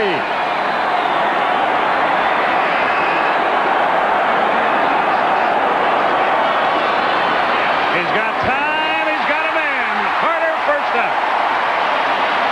Elliott Smith on the stop, but not before the 9-yard pickup and the Minnesota first down. And Gannon, after a shaky start, a horrible game last week, and a shaky start tonight, has really played well. Skip, watch Carter here. He comes in and then he breaks out. He sells the defensive backs that he's going to make an inside move. And as soon as he has them overcommitted, he breaks outside. He has made one big play after another tonight, Anthony Carter. He's caught 5 for 146 yards. The give, Finney, bowling his way inside the 45, down to the 43-yard line. Boy, you can hear the popping way up here. Well, that guy's doing most of the popping. Steve Atwater. Amazing. He had 77 tackles coming in. He's in double figures tonight, I would guess. Gannon, by the way, 6 out of 13, 161 yards. And really played a lot better here in the second half. Yes, his defense has played pretty well all game, but he has just seemed to be more comfortable this second half. Carter left, Jones right. Herschel Walker back in the backfield with Finney. There's the pitch again to Walker. He cuts. He gets outside. He gets a first down to the 35. That's 7 carries for him for 49 yards. A 7-yard per run pickup. Watch the block by number 31, Finney. He's the guy who ran so well inside, and then he blocks Carl Mecklenburg, and Herschel Walker runs right behind the block. So Finney won't get much credit for that play, but he's the one that really sprung Walker to the outside. There'll be less than 5 minutes left when the Vikes run the next play from the 35. It's 1st and 10. This is as much as the Vikings have used Herschel Walker in 5 games. Gannon, Walker, for about 4. And he's one of those guys, we mentioned it all night, and we're not trying to coach the Vikings. They've been very successful with their system. But throughout his career, and I saw him at high school and college as well as in the pros, the more he gets it, the better he does with it. But again, the Vikings never have been a team that generally likes to feature one guy, so that's what's made the trade somewhat problematic. But nonetheless, regardless of the pass, right now is what you worry about in football. And right now, they're trying to run this clock out, and with a back like Herschel Walker, just keep giving it to him. They're down to, as you see, less than 4:15. 2nd, 7. Walker, not much there. Reached the 30. It'll be 3rd and a short 5. Michael Brooks made the stop. He's a fine player, a linebacker out of LSU in his 4th year. Now remember now, it is a 2-point game, so the Vikings have to be thinking at least a field goal, at least make it a 5-point game if they can, to force Denver to score a touchdown. So at 3rd and 5, this becomes another one of those very critical 3rd downs. We've had 2 of them on this drive already. Well, this is the 2nd one. Walker leads the game to an ovation from the Viking faithful. Chris Carter is in the game and split wide left, the former Eagle. Gannon out of the shotgun on 3rd and 5. The give is to Rice. He goes wide. He breaks the tackle. He dives for the sticks, and he's close to the first down. Brooks on the stop again. And they argue about the spot. Now, what a nice play and a nice block by Randall McDaniel, the left guard. Watch number 64. This is beautifully blocked. Everybody's sealed inside, including the wide receivers block inside. And then Randall McDaniel blocks Dennis Smith. And they picked up the first down with a couple of feet to spare. So the clock ticks down to 2:48, and the game is going far too quickly for the Broncos. And now, really, they're in field goal range as well. Walker up the middle, fights his way close to the 20-yard line. Simon Fletcher on the stop, and we have a whistle. And a timeout called by Denver. Their first. It will be 2nd and 7 from the 22 when we come back. First, this from your local sponsors.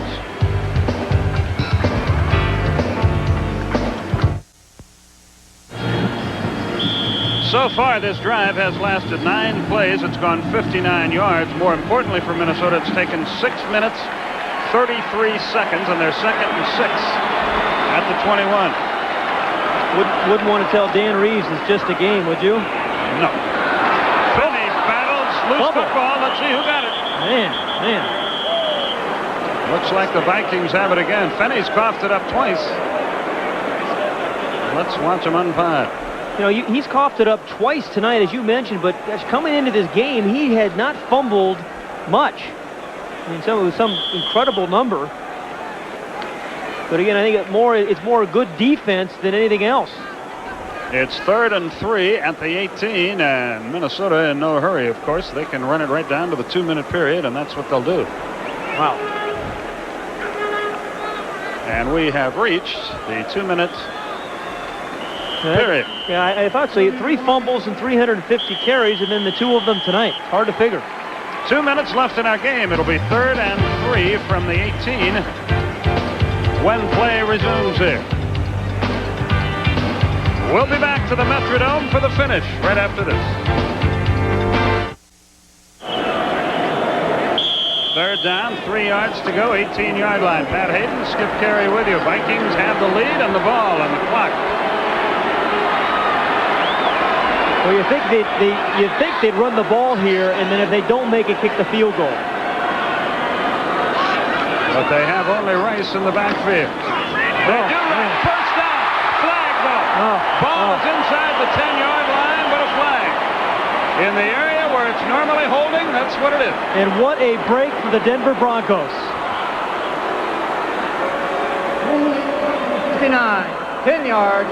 Repeat, third down. Todd Kalis, the right guard.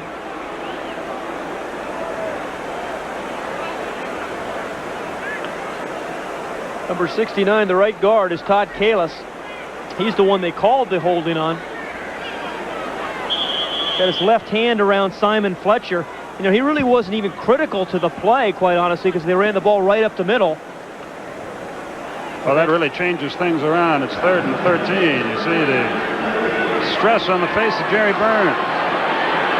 Well, Anthony Carter is wide right.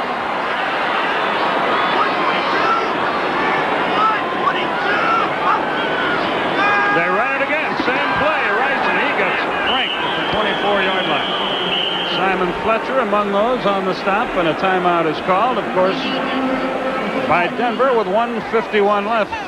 And the field goal unit will come on. Yeah, they have to be thinking block here. Now, their tallest guy is Warren Powers. He is 6'6", right there, number 91. And earlier in the game for the Vikings, Tim Irwin, who's 6'7", blocked an extra point. So what you need to do is get your big guys like Warren Powers in the center of the defense and get those big paws up. Donald Igwebuike will try the field goal that would give his team a 5-point lead. It was once 16-0 Denver. But now it's 24-22 Minnesota.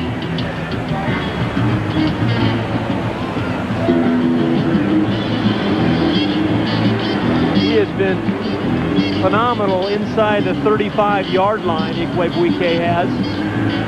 Here's a guy who's an awfully troubled guy. Or is he? They keep writing that, but there's never any indictment. Maybe there will be, maybe there won't. Exactly. I think the press and the media have convicted him, and he has not yet been indicted, but nonetheless been bothered. From 41 yards. It's long enough. Yes, sir. It's a 5-point game. Igwebuike, a 41-yard field goal. 27-22 Vikings. But a touchdown could win it for Denver. We'll see how they fare when we come back.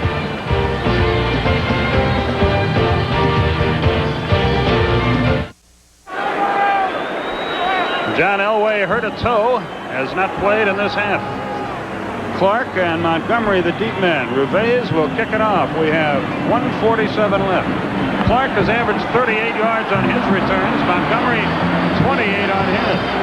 Clark. He got across the 30 and up to about the 33. Deuce Bobbitt made the stop. Here's one of the big plays in the game, Patty. This was the biggest, I think. It was the interception after some real duress that under Kubiak, and they had him driving. And you remember Kubiak saw Anthony Carter come up with a big catch, so he tried to force one into Ricky Nattiel, thinking, hey, maybe he'll make a play for me. But Audrey McMillan made the interception. They give him the 32-yard line, so that's where 68 yards away are the Broncos with only 1:42 left. That drive for the field goal took 7 minutes, 13 seconds. And one timeout remaining for the Broncos. They're in a lot of trouble. Kubiak sees pressure. Screen pass dropped by Sammy Winder. And it's just as well for the Broncos he did. He would have been nailed, and the clock would have continued to run. You know, this is a tough situation for any quarterback, clearly. Again, particularly against this pass rush. And he just took a shot into the ribs. He will not be breathing particularly well tomorrow.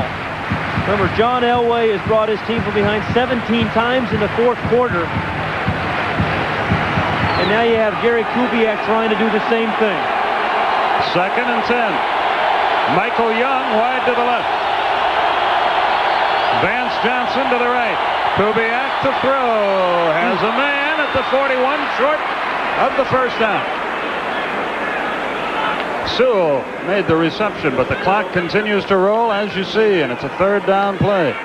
Need to hit a receiver on the move. You can't run those little hook routes because you're just going to run out of time. Boy, they're taking an awful lot of time to get this 3rd down play off. That'll be enough for a 1st down.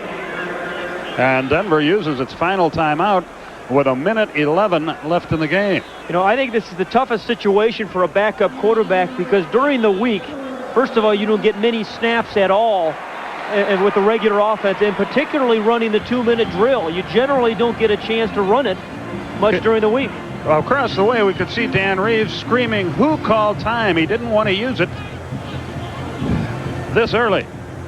Well, this is our final Sunday night game for this year on TNT, our rookie season. We hope you've enjoyed it as much as we've enjoyed bringing it to you. We want to thank our unit manager, Stephanie Ray Bradley, technical manager, Grover Huckabee, Phil Doucette, our technical director, Bob McGee, our audio man, Mike Ross in charge of video, John Tomlinson, our engineer in charge, plus all our camera, videotape, graphic guys. Steve Bozica, our spotter, who's saved my neck all year long. Mike Swanson, our statistician. Our audio man up here, Joe Eaton, and the princess, Michelle Zarzaka, along with Lonnie Dale, our director, and Ned Simon, our producer. And Pat, I want to thank you for all your help. It's been a lot of fun. It has been a lot of fun, and thanks to all the crew, and good luck to the ESPN guys who take over next week. They do a great job. Ron Franklin, Joe Theismann will be with you next Sunday night.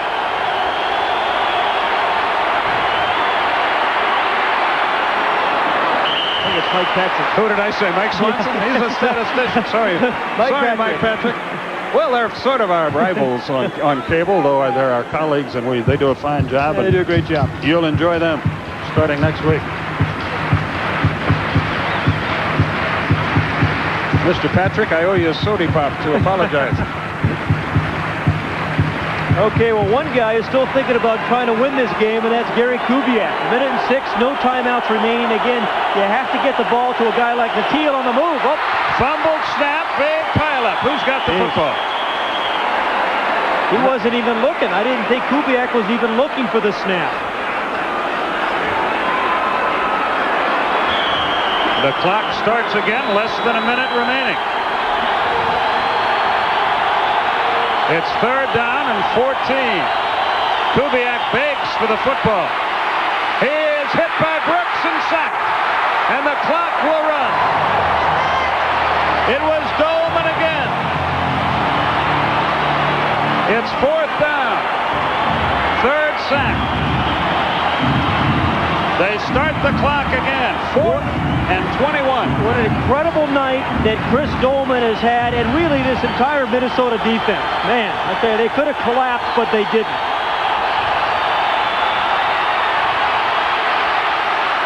He airs it out. It's high, it's long, and it's out of bounds, and that'll do it.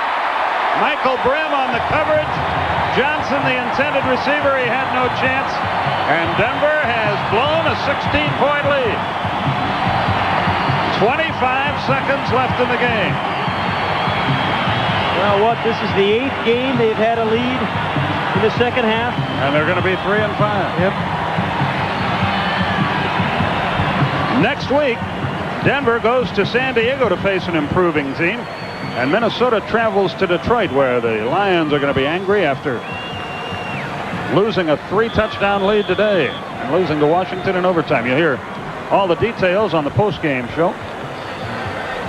Gannon started 0 for 4, finished 6 out of 9, 161 yards and a touchdown, and he won't be worrying about padding those stats now. Okay, this game was really just for personal pride and for themselves, and I think the Minnesota Vikings deserve an awful lot of credit. A bitter pill for Dan Reeves, and Jerry Burns smiles for the first time in 6 weeks, and you can see the agony on Reeves' face. The two coaches meet at midfield. The season is at the halfway mark. It's over for us on TNT. Your final score, Vikings 27, Broncos 22.